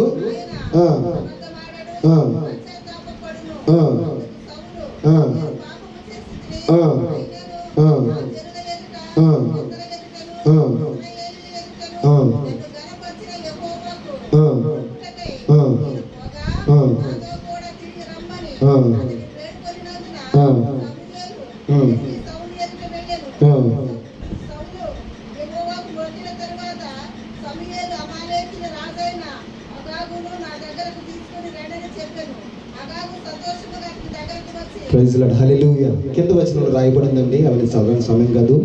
ఏమనుంటుంది అంటే, సమూయేలు ఎప్పుడైతే సౌలు దేవుని మాట వినడం మానేశాడో, దేవునికి అయితే చూపించాడో, అప్పటి నుండి సమూయేలు దైవజనుడైన సమూయేలు సౌలు దగ్గరికి వెళ్ళడానికి కూడా సాహసించలేదు, వెళ్ళలేదంటే ఎప్పుడు కూడా. ఒక దైవజనుడు ప్రభునందు పిల్లరా ఎన్నడూ కూడా ఎవరి దగ్గరికి వెళ్ళదు అంటే ఆ దేశాన్ని పరిపాలిస్తున్న రాజు అయినటువంటి సౌలు దగ్గరికి వెళ్ళలేదంట. చచ్చిపోయే వరకు కూడా దేవుని ప్రత్యక్షత మరలా అతని దగ్గరికి వెళ్ళలేదు. దేవునికి స్తోత్రం చెల్లిద్దాం, హల్లెలూయా. ఈరోజు ప్రభునందు పిల్లరా ఎందుకు ఈ మాటలు చెప్తున్నాను అంటే, దేవుడు మనల్ని ఎన్నికలేనటువంటి మనల్ని దేవుడు ఎన్నుకున్నాడు, ఏర్పరచుకున్నాడు. ఆయన కృపచేత నింపాడు. కృపచేత నింపినటువంటి దేవునికి మన జీవిత కాలం అంతా కూడా ఎలా ఉండాలి అంటే కృతజ్ఞత కలిగి ఉన్నాం. ఒకప్పుడు దురస్తున్నైన నన్ను దేవుడు ఎట్లా చేశాడంటే సమీపిస్తుడిగా చేశాడు. నేను దేవుని సందులో ఇంకా దేవునికి దగ్గరగా ఉండాలి, ఇంకా దేవుని సందులో నేను బలంగా వాడబడాలి, దేవుని కొరకు ఒక బలమైన పనిముట్టుగా నేను నిలబడాలని ఎక్కువగా మనం దేవుని సందులో ఉండాలి. కానీ దేవుని మాటకి విధేయత చూపించని వారిగా సౌలు వలె మనం ఉంటే ప్రభునందు పిల్లరా, ఈ చిరిగిపోయిన దుప్పటి సౌలులో ఉన్న అభిషేకాన్ని ఎలా తీసుకెళ్ళిపోయిందో, దేవునికి ఎలా దూరం చేసేసిందో, దెయ్యాలకి నిలంగా ఎలాగ మార్చేసిందో ఈ వాక్యం ద్వారా మనతో దేవుడు మాట్లాడుతున్నాడు. ఈరోజు ఒకవేళ చిరిగిపోయిన దుప్పటి వలె దేవునికి అవిధేయత చూపించినటువంటి వ్యక్తి వలె, దేవుని కన్నిటికి కారణమైన వ్యక్తి వలె నీవు ఉంటే ప్రభునందు పిల్లరా, దేవుని ద్వారా ఏ దేవుని ఆశీర్వాదాన్ని చూడలేవు. సరికదా ఇంకా దురాత్మలు వచ్చి నీలో తిష్ట వేసుకుని కూర్చుంటే భయంకరంగా సౌలు జీవితం ఎలాగ భయంకరంగా అంతమైపోయిందో మన బ్రతుకులు కూడా అలాగ అయిపోతాయి. అయితే దేవుడు ఒక ఉచితమైనటువంటి ఈ మంచి సమయంలో మనకిస్తున్న ఒక మంచి మాట ఏంటంటే, ప్రభునందు పిల్లరా, దేవునికి దూరం అవ్వాలన్న ఆశను, ఆలోచన ఈ రోజు నుండి పక్క తొలగించేయండి. ఏదైనా నువ్వు సాధించాలంటే, ఏదైనా నువ్వు సంపాదించాలంటే, ఏదైనా నువ్వు దేవునిలో ప్రభునందు పిల్లరా దేవుని ద్వారా పొందుకోవాలంటే అది దేవునికి సమీపంగా ఉండి చేసుకోవాలి తప్ప దేవునికి దూరం అయిపోతే మనం ఏం చేయలేమంటే సాధించలేం. ఒకవేళ దేవునికి దూరం అయిపోయిన అనుభవాలను ఉంటే, ప్రభువా నీకు దూరం అయిపోయానయ్యా, దయతో నన్ను ఏం చేయంటే క్షమించండి. సౌలు వల్ల నా బ్రతుకు ఉండకూడదయ్యా. ఎన్నికలేనటువంటి సౌలుని ఎన్నుకున్నావు, రాజుగా చేసావు, కానీ నీ కృపకి ఏమైపోయాడంటే దూరం అయిపోయాడు. నీ మాటకు దూరం అయిపోయాడు, నీ మాట అనుసరించకుండా దూరం, అన్ని ఇచ్చిన నీకే లోబడలేదయ్యా, భయంకరమైన పరిస్థితిలో దిగజారిపోయాడు. ఒకవేళ నేను ఆ స్థితిలో ఉంటే నన్ను దయతో క్షమించిన ప్రభువా, నీకు దగ్గరగా ఉంటానయ్యా. ఎన్ని కష్టాలు వచ్చినా, ఎన్ని నిందలు వచ్చినా, ఎన్ని అవమానాలు వచ్చినా ప్రభువా మరింత నీకు దగ్గరగా ఉంటాను. కానీ నిన్ను విడిచిపెట్టాలన్న ఆలోచన ఎక్కడ కూడా రాకుండా సహాయం దయచేయని ప్రార్థన చేసుకోండి. దేవునికి స్తోత్రం చెల్లిద్దాం. ఈ చిరిగిపోయిన దుప్పటి రాజరికానికి సౌలుని ఏం చేసిందంటే దూరం చేసింది.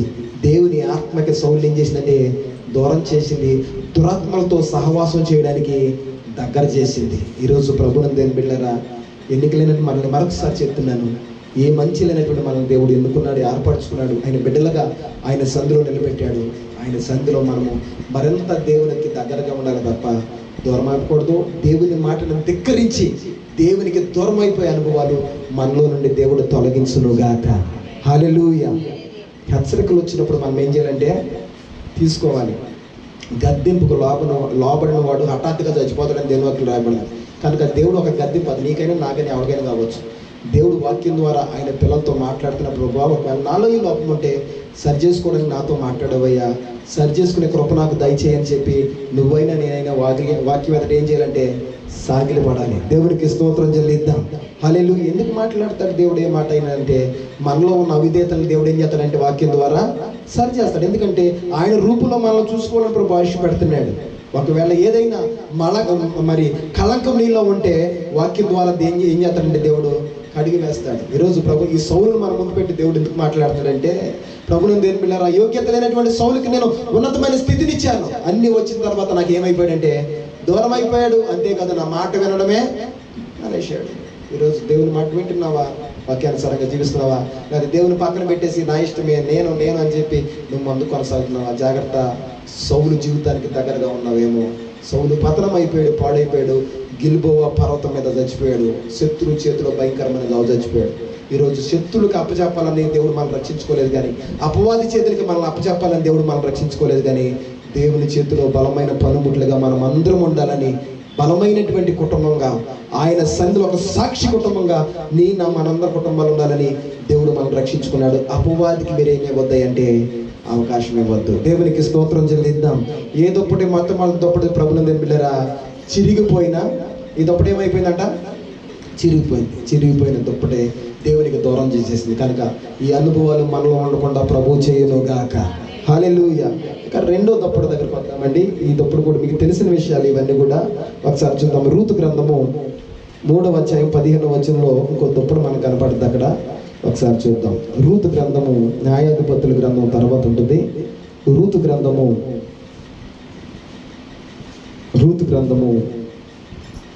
2వ అధ్యాయము 12వ వచనాన్ని చదువుకుందాం. రూతు గ్రంథము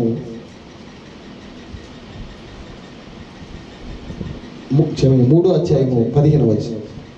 3:15. మరియు అతడు నీవు వేసుకొనిన దుప్పటి తెచ్చి పట్టుకొనమని చెప్పగా ఆమె దాన్ని పట్టెను. అతడు 6 కొలల యవలను కొలచి ఆమె భుజము మీద నుంచగా ఆమె పురములోనికి వెళ్ళాను. దేవునికి స్తోత్రం చెల్లిద్దాం.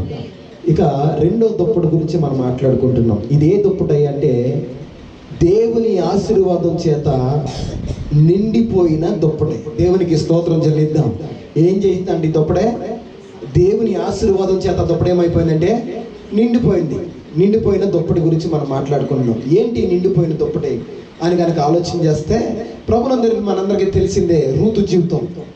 రూతు ఒక మోయాబీరాలు, ఒక అన్య జాతులు చెందినటువంటి విగ్రహారాధన చేసుకున్నటువంటి ఒక స్త్రీ. అయితే ఈవిడ కిల్యోను అనబడినటువంటి నయోమి చిన్న కొడుకుని పెళ్లి చేసుకుంది. మహులోను కిల్యోను కదా, 2 కొడుకులు నయోమికి. ఒక పెద్దోడి పేరు మహులోను, చిన్నోడి పేరు కిల్యోను. ఇద్దరు కూడా మరి భార్యను చేసుకున్నారు. తర్వాత కొంచెం కాలం గడిచేపాటికి వాళ్ళిద్దరు కూడా చచ్చిపోయారు. అయితే వార్ప తన అత్తను ముద్దు పెట్టుకుని వెళ్ళిపోయింది. అయితే రూతు మాత్రం తన అత్త అయిన నయోమిని అంటిపెట్టుకుని మోయాబు దేశం నుండి ఎక్కడికి వచ్చింది అంటే బెత్లెహేముకి తిరిగి మరల వచ్చింది. ఆవిడ ఒక నిబంధన చేసింది, అయ్యా అత్త నన్ను దూరపరచొద్దు, నువ్వు ఏ దేవుడిని అయితే ప్రార్థన చేస్తావో అదే దేవుడు నేను ప్రార్థన చేస్తాను. నువ్వు ఎక్కడైతే ఉంటావో నేను అక్కడే ఉంటాను. నువ్వు ఎక్కడ చచ్చిపోతావో నేను కూడా అదే స్థలంలో నీతో పాటు చనిపోతాను తప్ప నిన్ను నన్ను మరణం తప్ప మరి ఏది వేరు చేయకూడదని తన అత్తతో పాటు మోయాబు దేశమును విడిచి, విగ్రహారాధన విడిచి, లోకమును విడిచి దేవుని పిల్లలతో సహవాసం చేయడానికి ఎక్కడికి వచ్చింది అంటే బెత్లెహేములోకి వచ్చింది. చాలాసార్లు మనం చెప్పుకున్న ఈ వాక్యం. అయితే దేవుని పిల్లరా మరి తినడానికి తిండి కావాలి కదా. ఈవిడ వెళ్ళి పరిగెరుకోవడానికి వెళ్ళింది. ఆవిడ ఎవరి పొలంలోకి వెళ్ళింది అంటే ఆ బెత్లెహేములోనే గొప్ప ధనవంతుడు, ఎక్కువ పొలాలు ఉన్న వ్యక్తి బోయాజు పొలంలోకి వెళ్ళింది. పరిగేరుకున్న కోతకాలం, ఎవరి కోత వచ్చింది కాలము, ఎవరి కోత కాలంలో పరిగేరుకున్న సమయంలో మరి ఆయన బోయాజు ఏం చేశాడంటే, ఈవిడ పరాయి దేశస్తురాలు ఉంది కనుక కొంచెం పరిగి విడిచిపెట్టండి ఆవిడ కన్నాడు. ఆవిడ పట్టుకుని ఏరుకుని వెళ్ళింది, ఇంటికి వెళ్ళింది. అమ్మ ఇంత పరిగి ఎక్కడి నుంచి నీకాయి అంటే మరి నయోమికి చెప్తుంది తన యొక్క కోడలైన రూతు, అమ్మ నేను ఈ ఊర్లోని ధనవంతుడైనటువంటి బోయాజు అనబడిన వారి యొక్క పొలంలోకి వెళ్ళాను. ఆయన గొప్ప మనసున్నవాడు, నా కోసం కొంచెం పరిగి విడిచిపెట్టాడు, అవి తెచ్చాను అన్నప్పుడు ఈ బోయాజు గురించి తెలుసుకున్న నయోమి అంటుంది, అమ్మా ఆయన మనకి సమీప బంధువుడే, మనకు రక్త సంబంధికుడే కనుక నీ యొక్క ఈ భయంకరమైన స్థితి నుండి నిన్ను విడిపించడానికి ఆయన శక్తిమంతుడు, సమర్థుడు అని చెప్పి ఈవిడితో చెప్పింది. యాక్చువల్గా చెప్పాలంటే దేవుని పిల్లల పూర్వకాలంలో కొన్ని నియమాలు కట్టడలు ఎట్లా ఉన్నాయి అంటే, ఒక యవ్వన ప్రాయంలో ఉన్నటువంటి ఒక సహోదరి ఒక పెళ్ళిన తర్వాత తన భర్త గారు కనుక చనిపోతే యవ్వన కాలంలో ఉన్నటువంటి యోధ ధర్మశాస్త్రం ప్రకారం ఆనాటి కాలంలో, ఇప్పుడు కాదు, ఆనాటి కాలంలో పద్ధతులు ఆచారాలు ఎలాగున్నాయి అంటే యూదులివి, ఒక వ్యక్తి యవ్వన కాలంలో ఉన్నప్పుడు తన భర్త చనిపోతే తనకున్నటువంటి ఆ యొక్క చనిపోయిన తన భర్త గారి యొక్క అన్న కావచ్చు లేకపోతే తమ్ముడు కావచ్చు, ఎవరో ఒకరు ఈవిడిని పెళ్లి చేసుకోవాలి. అన్న తమ్ముడు కనుక ఎవరు లేకపోతే వాళ్ళకి సమీప బంధువు అయిన వాడు వీళ్ళని చేసుకోవడానికి వాళ్ళకి అర్హత ఉంది. చేసుకుని ఆవిడకి బంధు ధర్మాన్ని నియమించేవాడు అనమాట. అంటే ఆవిడని విడిచిపెట్టకుండా భార్యగా సొంతం చేసుకునేవాడు. అయితే ఇక్కడ నయోమి అంటుంది తన కోడలైనటువంటి రూతుతో, అమ్మా ఇదిగో నువ్వు యవ్వన ప్రాయంలో ఉన్నావు, నీ కోసం నేను మరలా పెళ్లి చేసుకుని మరలా బిడ్డను కని ఆ బిడ్డ పెళ్లి వయసు వచ్చి ఆయన చేసుకునేంత వరకు కూడా అంత సమయం లేదు.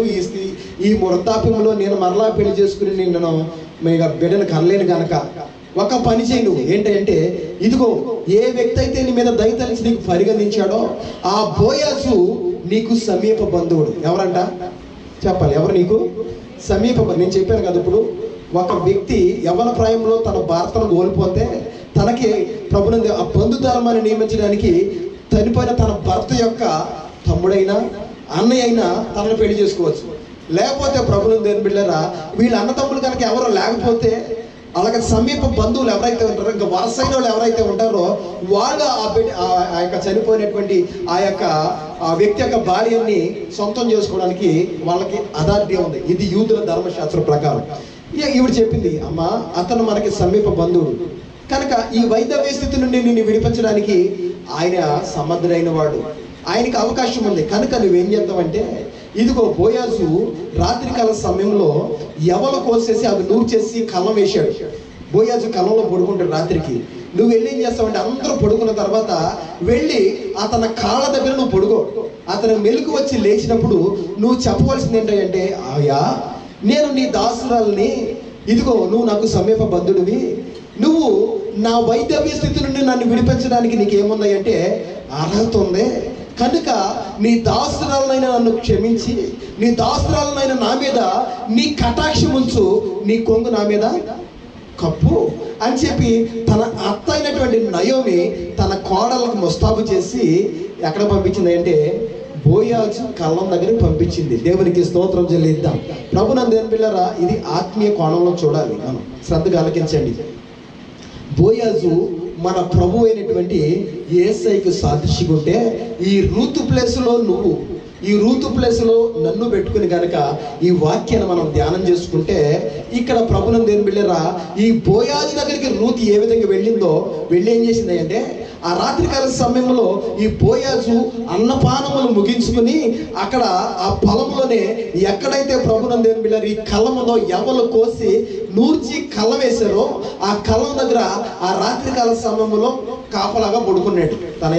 తన పొలంలోనే తల కళ్ళం దగ్గరే పడుకున్నప్పుడు అందరూ నిద్రించిన తర్వాత ఆ మధ్యరాత్రి వేళలో రూతు ముస్తాబయ్యి వెళ్ళి ఆ ఎక్కడైతే బోయాజు పడుకున్నాడో ఆ బోయాజు పాదముల దగ్గరికి వెళ్ళి పాదముల మీద ఉన్న దుప్పటి కొంచెం తీసి ఆ పాదాల మీద పాదాలు పట్టుకుని ఆ రాత్రి పాదాల మీద పడుకుందంట. దేవునికి స్తోత్రం చెల్లిద్దాం. హల్లెలూయా. ఇద్దరు యవ్వనస్తులైనటువంటి యవ్వన ప్రాయంలో ఉన్నటువంటి ఇద్దరు వ్యక్తులు ఉన్నారు అక్కడ వాళ్ళ మధ్యలో ఏం భయంకరమైనటువంటి మనం ఆలోచిస్తున్నటువంటి ఈనాటి కాలంలో చూస్తే ఇద్దరు యవ్వనస్తులు రాత్రికాల సమయంలో ఉంటే ఏ కార్యాలు జరుగుతాయో, కానీ అక్కడ పరిశుద్ధమైనటువంటి బైబిల్ గ్రంథంలో రాయబడినటువంటి ఆ వాక్యాన్ని కనుక మనం చూస్తే ఆ యొక్క బోయాజు కాలంలో యొక్క యవ్వన ప్రాయంలో ఉన్నటువంటి బోయాజు కనపడుతున్నాడు. అదేవిధంగా భర్తను కోల్పోయి అతని యొక్క సహాయం కోసం అర్థించడానికి వెళ్ళినటువంటి ఆ రూతు కనపడుతుంది. ఈ రూతు ఏం చేసింది అంటే అక్కడ పడుకున్న రాత్రి కలిసి ఎవరు లేరు చుట్టూరు పొలంలో, అర్ధరాత్రి సమయంలో పొలంలో ఇద్దరే ఉన్నారు. ఆయన పడుకున్నాడు. పాదముల మీద ఉన్నటువంటి దుప్పటి తీసినట్టు ఆ పాదములు ఉన్నటువంటి ఆ గుడ్డ తీసి అక్కడ ప్రభునందు బిళ్ళారా ఆయన పాదాలు పట్టుకుని పాదాల దగ్గర ఆ పాదాల మీద పడుకుంది. మధ్యరాత్రి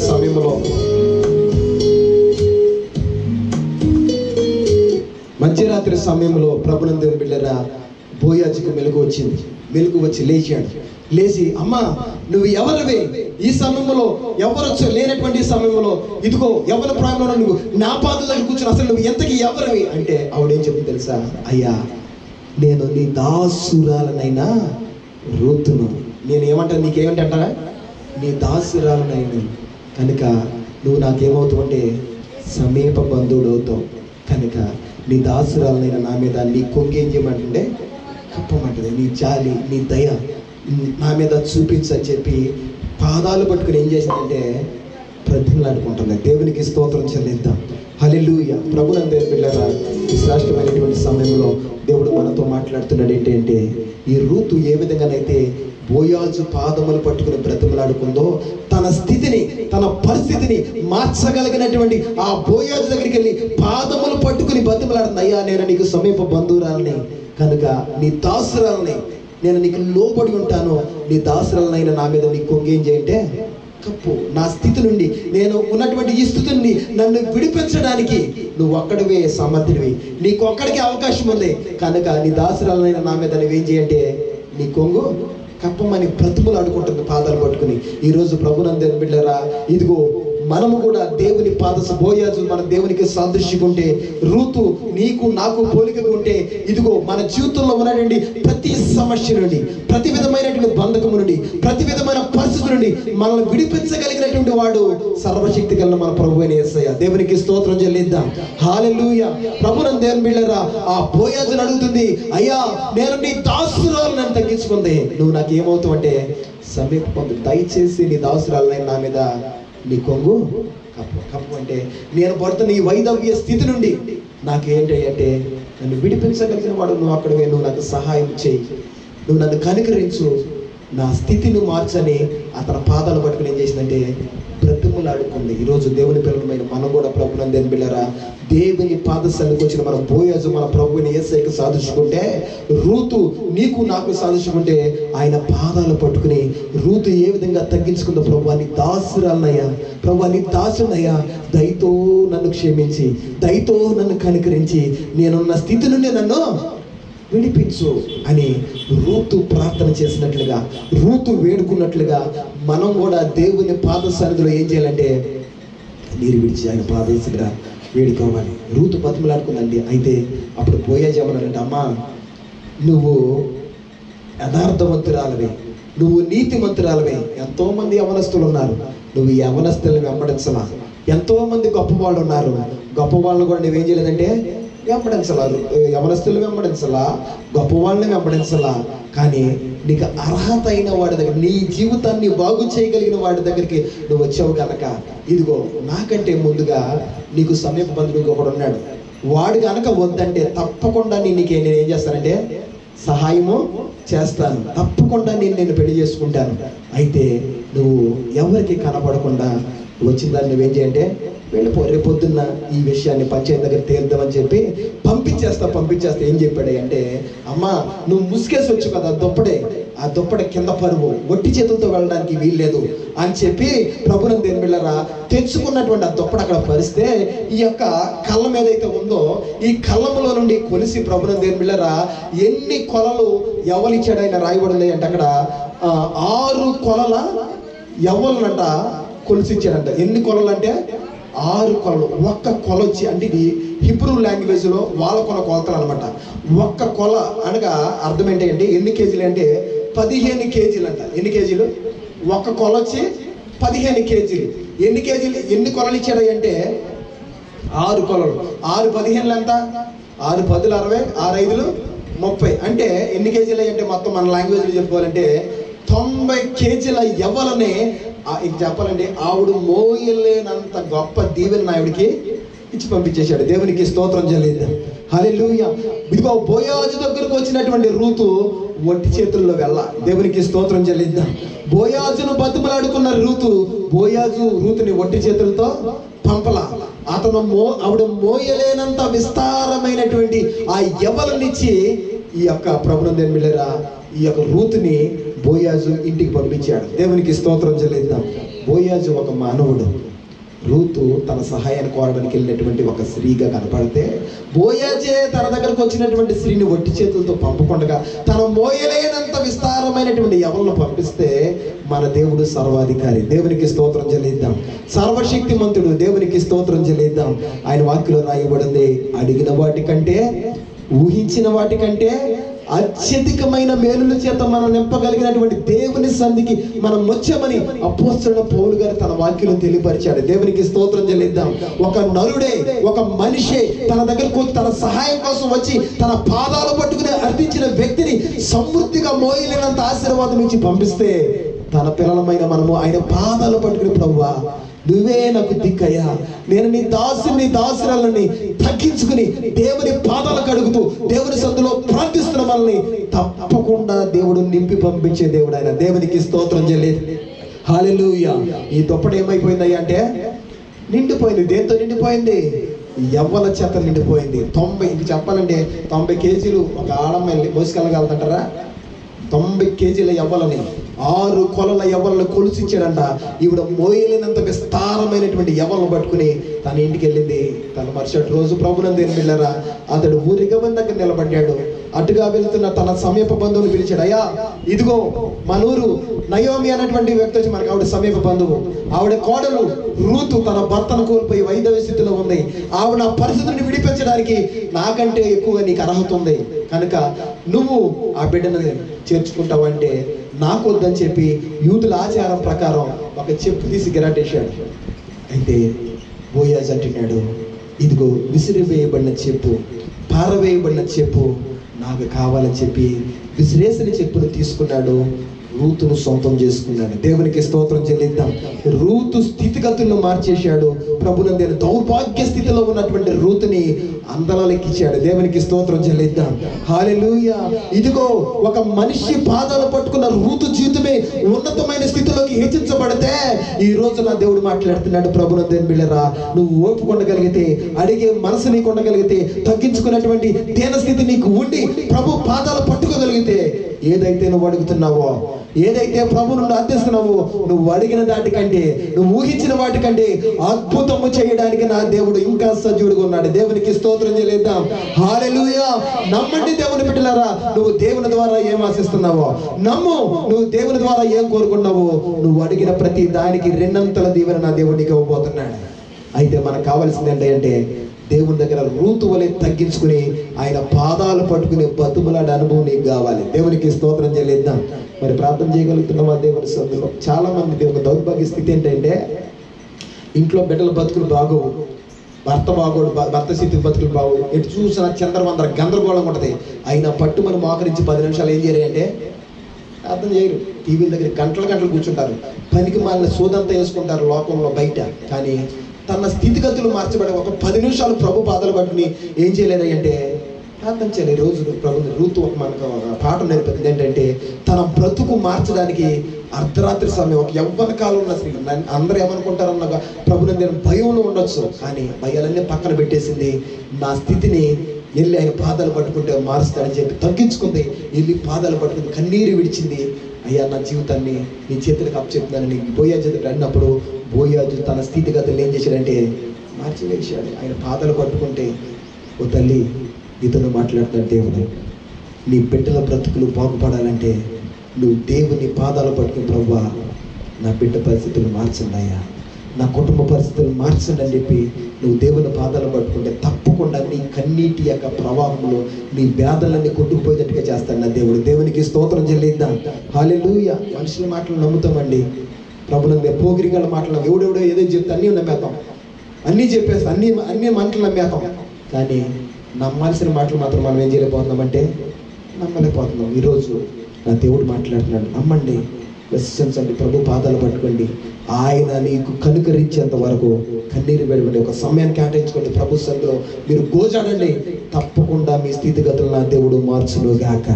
ఏ విధంగానైతే అడిగి మోయలేనంత విస్తారమైన ఆశీర్వాదాలు రూతు పట్టుకుని పోయిందో, మీ జీవితంలో కూడా నా దేవుడు సంతోషంతో మీ కఠినమైనటువంటి వేదనకరమైన బ్రతుకుల్ని ఆనందంగా మార్చునుగాక. ఏదైతే మీరు అడుగుతున్నారో, అడిగిన వాటికంటే, మీరు ఊహించిన వాటికంటే అద్భుతాన్ని మీ బ్రతుకుల్లో నా దేవుడు చెయ్యనుగాక. రెండో దుప్పడే ఏం దుప్పడే అంటే నిండిపోయిన దుప్పడే, ఆశీర్వదించబడిన దుప్పడే. దేవునికి స్తోత్రం చెల్లిద్దాం.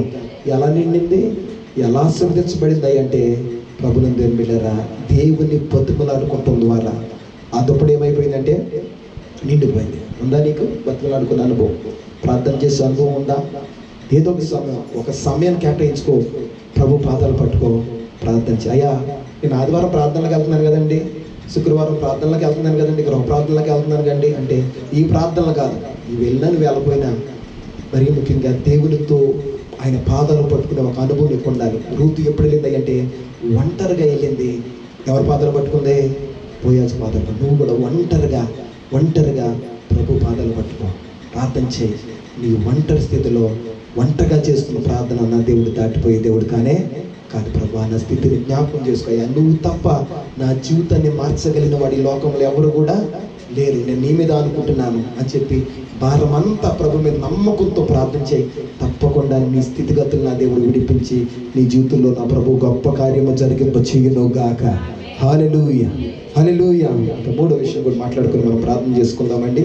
ఒకసారి చూద్దాం. మనందరికీ తెలిసిందే, ఇది కూడా మొదటి రాజుల గ్రంథము 17వ అధ్యాయము 19వ వచనం. మొదటి రాజుల గ్రంథము 17వ అధ్యాయము 19వ వచనం చదువుకుందాం.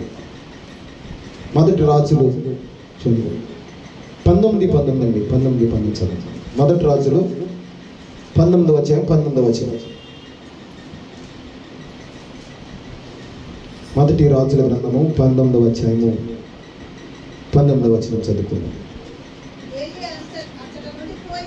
ఏలియా అచ్చటి నుండి పోయి షాపాతు కుమారుడైన ఎలీషా కనబడెను. తన ముందరనున్న 12 అరకలను దుక్కు దునుచు ఉండెను. 12 అరక తాను తోలుచుండెను. ఏలియా అతని చారబోయి అతని దుప్పటి తన మీద వేయగా అతను ఎడ్లను విడిచి ఏలియా వెంట పరిగెత్తి తిరిగి వచ్చి నిన్ను వెంబడించదని చెప్పి అతడి పోయి రమ్మని నా వలన నీకు నిర్బంధము లేదని చెప్పాను. దేవునికి స్తోత్రం, హల్లెలూయా. ఇది ఎన్నో దుప్పటి అంటే మూడో దుప్పటి. ఎన్ని దుప్పట్లు మాట్లాడుకున్నాం మనము? షోలాపూర్ దుప్పడే, బాంబే డైంగ్ దుప్పడే, ఇప్పుడు మూడో దుప్పటి దగ్గరికి వచ్చింది. అంతేనా? ప్రభునందు దేవుని బిడ్డలారా, చినిగిపోయిన దుప్పటి. ఈ దుప్పటి చినిగిపోవడానికి కారణం ఏంటంటే దేవుడి మాటకి అవిధేయతంగా జీవించాడు. దేవుడి కన్నిటికి ఏమయ్యాడంటే కారణమయ్యాడు సౌలు. కనుక ఆ దుప్పటి ఏమైపోయిందంటే చిరిగిపోయింది. ఈరోజు దేవుని మాటకి వినకపోతే దేవుని కన్నిటికి మనం కారణమైతే నిన్ను బట్టి దేవుడు దుఃఖిస్తే దేవునికి నీకు మధ్య ఉన్న అన్యభావ సంబంధం చిరిగిపోద్ది, తెగిపోద్ది. దేవుని ఆత్మ నిన్ను విడిచి వెళ్ళిపోతే, దురాత్మ నిన్ను వచ్చి నీలో వెలుబడి చేస్తే, సౌలు జీవితం ఏ విధంగా పతనమైపోయిందో అలా పతనం అయిపోవడానికి అవకాశం ఉందని దేవుడు మొట్టమొదటిగా చినిగిపోయిన దుప్పటి గురించి మనతో చెప్పాడు. దీని ద్వారా మన జీవితాన్ని సరి చేసుకుంటామని. రెండోది దేవుని నిండిపోయిన దుప్పటి, దేవుని ఆశీర్వాదం చేత నిండిపోయిన దుప్పటి. ఎలా మన జీవితం దేవుని ద్వారా ఆశీర్వదించబడితే నిండిపోతాయి అంటే, రెండోదిగా దేవుడు మాట్లాడాడు. బోయాజు పాదాలు పట్టుకున్న రూతు జీవితము దీవించబడింది, ఆశీర్వదించబడింది. తన మోయలేనటువంటి విస్తారమైనటువంటి ఆశీర్వాదాన్ని మోసుకెళ్ళిపోయిందని మాట్లాడుకున్నాం. బోయాజు మన ప్రభుని యేసయ్యకి సాదృశ్యకుంటే, రూతు పెలెసులో నిన్ను నన్ను పెట్టుకుంటే, ప్రభునందు మనం కూడా దేవుని పాదాలు పట్టుకుని ఒంటరిగా బ్రతిమలాడుకుంటే, ఒంటరి ప్రార్థన నా దేవుడు దాటిపోక నీ జీవితంలో కార్యం చేస్తాడని దేని వాక్యంలో రెండోదిగా తరచున్నాం. మూడోదిగా ప్రభునందు బిడ్డలారా, చిరిగిపోయిన దుప్పటి, నిండిపోయిన దుప్పటి, మూడోదిగా ఆహ్వానం తెలిపిన దుప్పటి. దేవునికి స్తోత్రం చెల్లిద్దాం. ఏం తెలిపిందంట? పిలుపునిచ్చిన దుప్పటి. దేనికోసం పిలిపించింది? ఆయన పని చేయడానికి ఏమిచ్చిందంట? పిలుపునిచ్చింది. ఇది మూడో పిలుపు. ప్రభునందు దేవుని బిడ్డలారా, ఏ పిలుపు అయ్యా అంటే ఇది మూడో పిలుపు, దేవుని పని చేసే పిలుపు. దేవునికి స్తోత్రం చెల్లిద్దాం. మన శ్రద్ధగా ఉండండి. చివరికి వచ్చేసే మనము ఈ శ్రేష్టమైనటువంటి సమయంలో దేవుడు అంటున్నాడు, ఎన్నిక లేనటువంటి మనల్ని ఎవరు పని చేయడానికి పిలుచుకున్నాడు అంటే, ఎవరు పని చేయడానికి వచ్చాం మనం? ఇక్కడ ఎవరు పని చేస్తాకు వచ్చాం? ఎవరు స్తుతిస్తున్నాం? ఎవరైనా కావచ్చు, నిలబడి నేను కావచ్చు, కూర్చొని వింటున్న మీరు కావచ్చు, మనమందరం కలిసి ఇక్కడ ఎవరు పని చేస్తున్నామయ్య అంటే దేవుని పని చేస్తున్నాం. మనల్ని దేవుని పని చేయడానికి దేవుడు మనల్ని ఏం చేశాడంటే పిలుచుకున్నాడు. ఒక్కొక్కరికి ఒక తలాంతులు ఇచ్చాడు, ఒక్కొక్కరికి ఒక వరాన్ని ఇచ్చాడు. వరాన్ని ఇచ్చి దేవుడు మనకి ఇచ్చిన తలాంతుల ద్వారా, వరాల ద్వారా ఆయన నామం ఏం చేయబడుతుంది అంటే స్తుతించబడుతుంది. ఆయన పని ఇక్కడ మనం చేస్తున్నాం కనుక ఆయన పని కోసం మనం పిలుచుకున్నాడు. ఇక్కడైతే మనం చదువుకున్నటువంటి వాక్యంలో ప్రభునందు దేవుని బిడ్డలారా, ఏలియా చివరి దినాలు మరణాపేక్ష కలిగిన వాడై, మరి యెజబెల్ ఎక్కడ చంపేద్దని చెప్పి మరణాపేక్ష కలిగి, ప్రభువా ఇక నేను తట్టుకోలేనయ్యా, నన్ను తీసుకెళ్ళిపోయా అని చెప్పి ఏలియా దేవుని సన్నిధిలో ప్రార్థన చేస్తుంటే, దేవుడు ఏలియా తర్వాత ఒక వ్యక్తిని మరి ఇశ్రాయేలుకి సేవకుడిగా, ఇంకా చెప్పాలంటే ప్రధాన యాజకుడిగా, పాస్టర్గా నియమించాలని ఒక వ్యక్తిని ఎన్నుకుంటున్నాడు. ఆ వ్యక్తి ఎవరయ్య అంటే షాపాతు కుమారుడైనటువంటి ఎలీషా. ఈ ఎలీషా ఎలాంటి వాడే అంటే, ఇతనికి 12 అరకల పొలం ఉందంట. ఎన్ని అరకలు? 12 అరకల పొలం ఉంది. అరకలు అంటే మరి లెక్క నాకు తెలియదు. 12 ఎకరాల్లో 12 అంత నుంచి ఎక్కువ ఉంటుందో మనకైతే తెలియదు. కానీ అక్కడ రాయబడిన మాట ఏంటంటే 12 అరకలనే 12 మంది దున్నుతున్నారంట. 12 మంది నాగలు. ఇప్పుడే ట్రాక్టర్లు వచ్చినాయి, మరి పట్కారులు వచ్చినాయి, చాలా రకాలైనటువంటి వచ్చేసినాయి ఇప్పుడన్నీ కూడా. కానీ ఆనాటి కాలంలో ఏం లేవు కనుక నాగలతోనే దున్నేవాళ్ళు కనుక ఈ 12 అరకలను తనకున్నటువంటి పొలాన్ని 12 నాగలు కట్టాడంట. 12 నాగలని కట్టి 11 నాగల్లో 11 మంది పనులు దున్నుతుంటే 12వ నాగలు ఎవరు దున్నుతున్నారు అంటే ఎలీషా దున్నుతున్నాడు. అంటే 11 మంది చేత పనిచేస్తూ ఇతను కూడా ఏం చేస్తాడంటే పని చేస్తున్నాడు. తన చేతిలో పని చేసుకున్నాడు. ఇలాంటి సమయంలో ఏలి అటుకుండా వెళుతా తన మీద ఉన్నటువంటి దుప్పటిని తీసి ఎవరి మీద వేసాడు అంటే, ఎలీషా పని చేసుకున్నాడు, దుక్కు దున్నుకున్నాడు. అక్కడ పొలంలో దుక్కు దున్నుకుంటే తన మీద ఉన్నటువంటి దుప్పటి తీసి ఎవరి మీద వేసాడంటే ఎలీషా మీద వేసాడు. వారు మాట్లాడలేదు, ప్రభునందు దేవుని బిడ్డలారా, నువ్వు సేవకురా, నా తర్వాత నువ్వు సేవ చేయాలి, ప్రార్థన చేయాలి, పరిచర్య చేయాలి, అది ఇంకా మందిరంలో పని ఉందని చెప్పి ఆయనకు పిలుపుని వల్ల ఎప్పుడైతే దుప్పటి మీద వేసాడో, ప్రభునందు దేవుని బిడ్డలారా, దుప్పటి మీద వేసాడు, వెళ్ళిపోతాడు అంతే. ఏలియా ఒక్క మాట కూడా మాట్లాడలా. పని చేసుకున్నటువంటి చేలో దుక్కు దున్నుకున్నాడు. ఎవరంటే ఎలీషా. దుక్కు దున్నుకుంటుంటే ఆ ప్రాంతం గుండా వస్తున్నటువంటి ఏలియా తన భుజం మీద ఉన్న దుప్పటి తీసి ఎలీషా మీద వేసాడు. మారు మాట్లాడకుండా నడిచి వెళ్ళిపోతాడు ఏలియా. ఇప్పుడు ఎలీషా ఏం చేశాడంటే పరుగున ఆ యొక్క ఎడ్లను అక్కడ వదిలిపెట్టేసి ఆ వెనకాల వెళ్ళిపోతున్న ఏలి వెనకాల పరిగెత్తుకుంటూ వెళ్ళి అంటున్నాడు, నేను పోయి అయ్యా మా తల్లిదండ్రులు ఒకసారి ముద్దు పెట్టుకుని తిరిగి వచ్చేసి నేను ఏం చేస్తానంటే ఒక్కసారి వెళ్ళి నేను నా తల్లిదండ్రులకి ఒకసారి ముద్దు పెట్టుకుని వాళ్ళకి బాయ్ చెప్పేసి నేను నీ వెనకాల వచ్చేస్తానయ్యా అంటే, ప్రభునంది ఇక్కడ ఒక విషయం ఆగి మనం జ్ఞాపకం చేసుకోవాలండి. ఏలియా ఒక మాటను మాట్లాడా? ఒక్క మాట కూడా మాట్లాడలా. నువ్వు రా, నా సేవ, దేవుని సేవ చేయాలి, ఆ తర్వాత నువ్వు నా పరిచారకుడు ఉండు, నా శిష్యుడు ఉండని ఒక్క మాట కూడా మాట్లాడలా. తన మీద ఉన్న దుప్పటి ఎప్పుడైతే ప్రభునందు దేవుని బిడ్డలారా ఎలీషా మీద వేసాడో తనకు అర్థమైపోయింది, దేవుడు తన పని కోసం నన్ను ఏం చేస్తున్నాడంటే పిలుచుకుంటున్నాడు. నేను ఎవరు పని చేయాలి? నా పని పక్కన పెట్టేయాలి. ఇప్పుడు ఎవరు పని చేసుకోవడానికి దేవుడు నన్ను పిలుస్తున్నాడంటే దేవుని పని చేయి అని చెప్పి అతని పనిని వదిలేశాడు. పరిగెత్తుకుంటే ఎవరికి వెళ్ళిపోయాడంటే మరి ఏలియా పిలిచినట్టు దైవజనుడైనటువంటి ఏలియా వెనకాల వెళ్ళిపోయాడు. ప్రభునందు దేవుని బిడ్డలారా, అందుకనే ఏలియా 7 అద్భుతాలు చేస్తే 7 14 అద్భుతాలు ఎవరు చేశారంటే ఎలీషా చేశాడు. దేవునికి స్తోత్రం చెల్లిద్దాం. నమ్మకంగా దేవుని సందులో వాడబడ్డాడండి.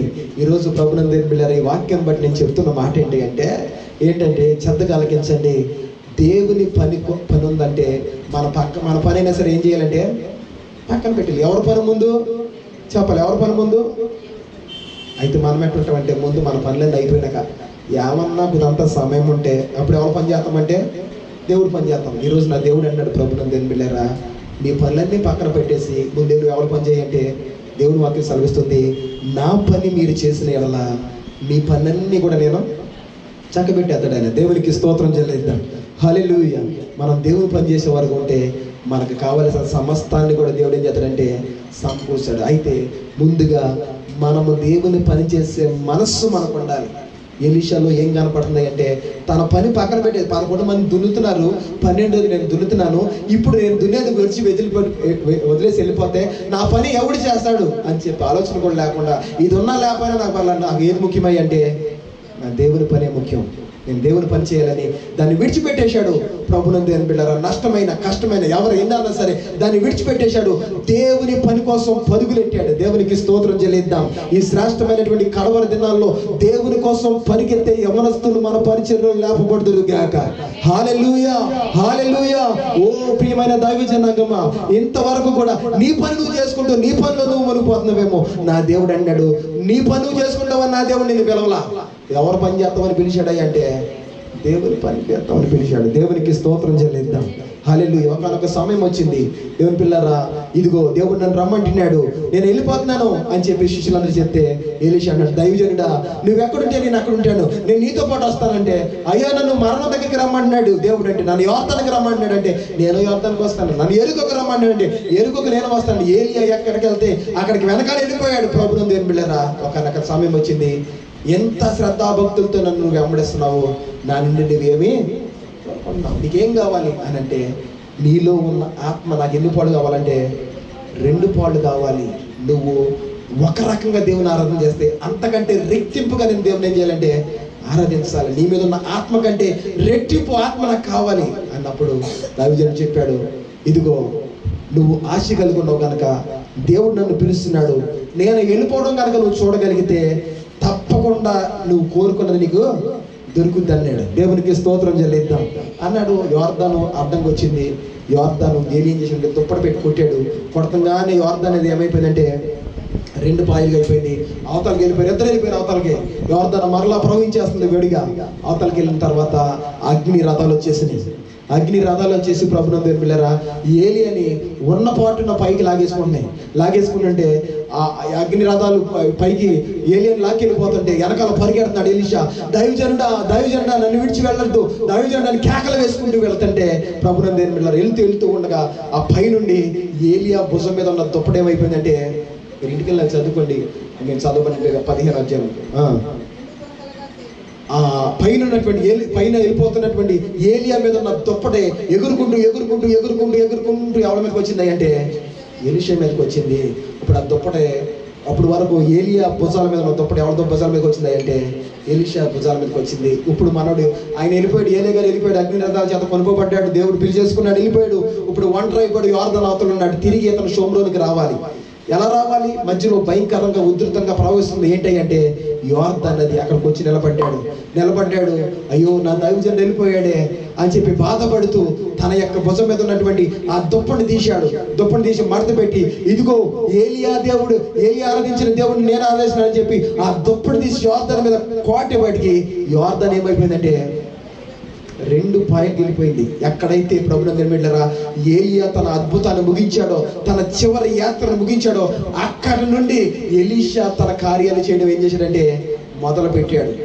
ఎప్పుడైతే ఆ యొక్క యోర్దాను మీద ఉన్నటువంటి ఆ దుప్పటి పెట్టి కొట్టాడో యోర్దాన్ అనేది ఏమైపోయిందంటే 2 పాయలు అయిపోయింది. ఏలియాకి దగ్గర 50 మంది శిష్యులు ఉన్నారంట. 50 మంది శిష్యులు, ఈయనకంటే మోస్ట్ సీనియర్ శిష్యులు అందరూ కూడా. అయితే వీరు ఎప్పుడైతే ఏలియా దుప్పటి ఎలీషా మీదకి వచ్చిందో ఆ దుప్పటి తీసి యోర్దాన్ మీద ఎప్పుడైతే కొట్టాడో యోర్దాన్ ఏమైపోయిందంటే 2 పాయలు అయిపోతుందిగా అవతల ఉన్న 50 మంది చూసి అన్నారు, ఏలియా మా 2 అంతలుగా ఎవరి మీదకి వచ్చేసింది అంటే దేవునికి స్తోత్రం చెల్లిద్దాం. హల్లెలూయా. ఆత్మచేత నింపేసింది దుప్పటే. దేవుని పిలుపునిచ్చింది. ఇప్పుడు అద్భుతమైన కార్యాలు చేయడానికి అతను దేంతో నింపింది అంటే ఆత్మతో నింపేసింది. అది మొదలుకుని ప్రభువును దేవుళ్ళరా ఎలీషా చేసిన అద్భుతాలన్నీ కదండి. ఏలియా 7 చేస్తే 7కి 7 ఏలియాకి మించిన అద్భుతమైన కార్యాలు యెహోషువ చేశాడు, క్షమించండి ఎలీషా చేశాడు. ఈ శ్రేష్టమైన సమయంలో దేవుడు మనల్ని పిలుచుకున్నాడు. ఆయన సన్నిధిలో వాడబడే పనిముట్లుగా మనం ఉండాలని దేవునికి స్తోత్రం చెల్లిద్దాం. మన శక్తి చేత ఏమీ కానే కాదు, మన బలము చేత ఏమీ కానే కాదు, కానీ దేవుని ఆత్మ చేత నింపబడితే, దేవుని స్వరానికి లోపడితే, దేవుని పని కోసం పరుగులెడితే ఆయనే బలపరుస్తాడు, నిలబెట్టుకుంటాడు. ఆయన సన్నిధిలో బలమైన పనిముట్టుగా మనం వాడుకుంటాడు. దేవునికి స్తోత్రం చెల్లిద్దాం. హల్లెలూయా. అయితే మనలో ఉండవలసింది ఏంటంటే దేవుని పని కోసం పరుగులెట్టే మనస్సు మనకు కావాలి. దేవుని పని చేసే మనస్సు మనకి కావాలి. ఈ లోకంలో అన్ని పనులు చేయడానికి మనం ముందడిగేస్తాం, కానీ ఎవరు పని చేయడానికి మనం ముందడిగేయమంటే. కానీ ఈరోజు నీ ఆశీర్వాదం ఎక్కడ గండి కొట్టబడుతుందో తెలుసా? నీ ఆశీర్వాదం ఎక్కడ చిలుబడిపోతుందో తెలుసా? దేవుని పని నిర్లక్ష్యం చేయడం కారణాన్ని బట్టి. కనుక ప్రభునందు దేవుని పిల్లరా, మీరన్నడూ కూడా మీరు ఏ పని దేనైనా నిర్లక్ష్యం చేయండి, కానీ దేవుని పని మాత్రం ఏం చేయొద్దంటే నిర్లక్ష్యం చేయొద్దు. నీకు ఆశీర్వాదం తెచ్చేది అదే, నిన్ను దీవించేది అదే, సమాజంలో ఉన్నతమైన స్థితిలో నిలబెట్టేది దేవుని పనే. కనుక దేవుని పని కోసం మీరు పరుగులెత్తండి, ప్రయాసపడండి. ఏ తలాంతునైతే దేవుడు నీకు ఇచ్చాడో, ఏ వరానైతే నీకు ఇచ్చాడో దేవుని కోసం ఖర్చు చేయడానికి మీరు పరుగులెట్టండి. దేవునికి స్తోత్రం చెల్లిద్దాం. హల్లెలూయా. పరుగులెట్టండి, ప్రయాసపడండి, దేవుని కోసం ఖర్చు అవ్వండి, దేవుని పని చేయండి. తప్పకుండా మిమ్మల్ని మీ కుటుంబాల దేవుడు ఏం చేస్తాడంటే ఆశీర్వదిస్తాడు. సమాజంలో ఉన్నతమైన వ్యక్తిగా దేవుడు మిమ్మల్ని నిలబెడతాడు. కనుక నా మాటలు ముగిస్తున్నాను. దేవుని పిల్లలారా, 3 రకాలైన దుప్పల గురించి మనం మాట్లాడుకున్నాం. మొదటి దుప్పలు మనకు నేర్పిస్తున్న పాఠం ఏంటి అంటే, దేవుని మాటకి మనం ఏం చేయకూడదంటే ఎదురు తిరగకూడదు, దేవుని మాటకు లోబడాలి. రెండోది, దేవుని కన్నీరు మనను బట్టి, మన కుటుంబాలను బట్టి దేవుని కన్నీరు విడవకూడదు. నువ్వు దేవునికి దూరం అయిపోతున్నామంటే దేవునికి సంతోషమా దుఃఖమా? చెప్పండి.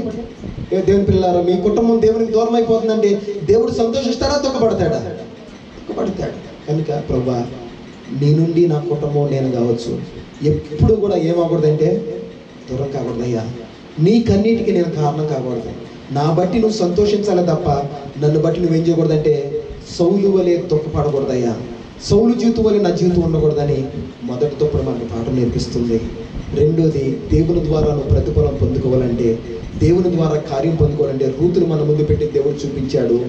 ఒంటరిగా వెళ్ళింది, పాదాలు పట్టుకుంది, బ్రతుకులాడింది, పెనుగులాడింది, కన్నీరు విడిచింది, తన స్థితిని మార్చుకుంది.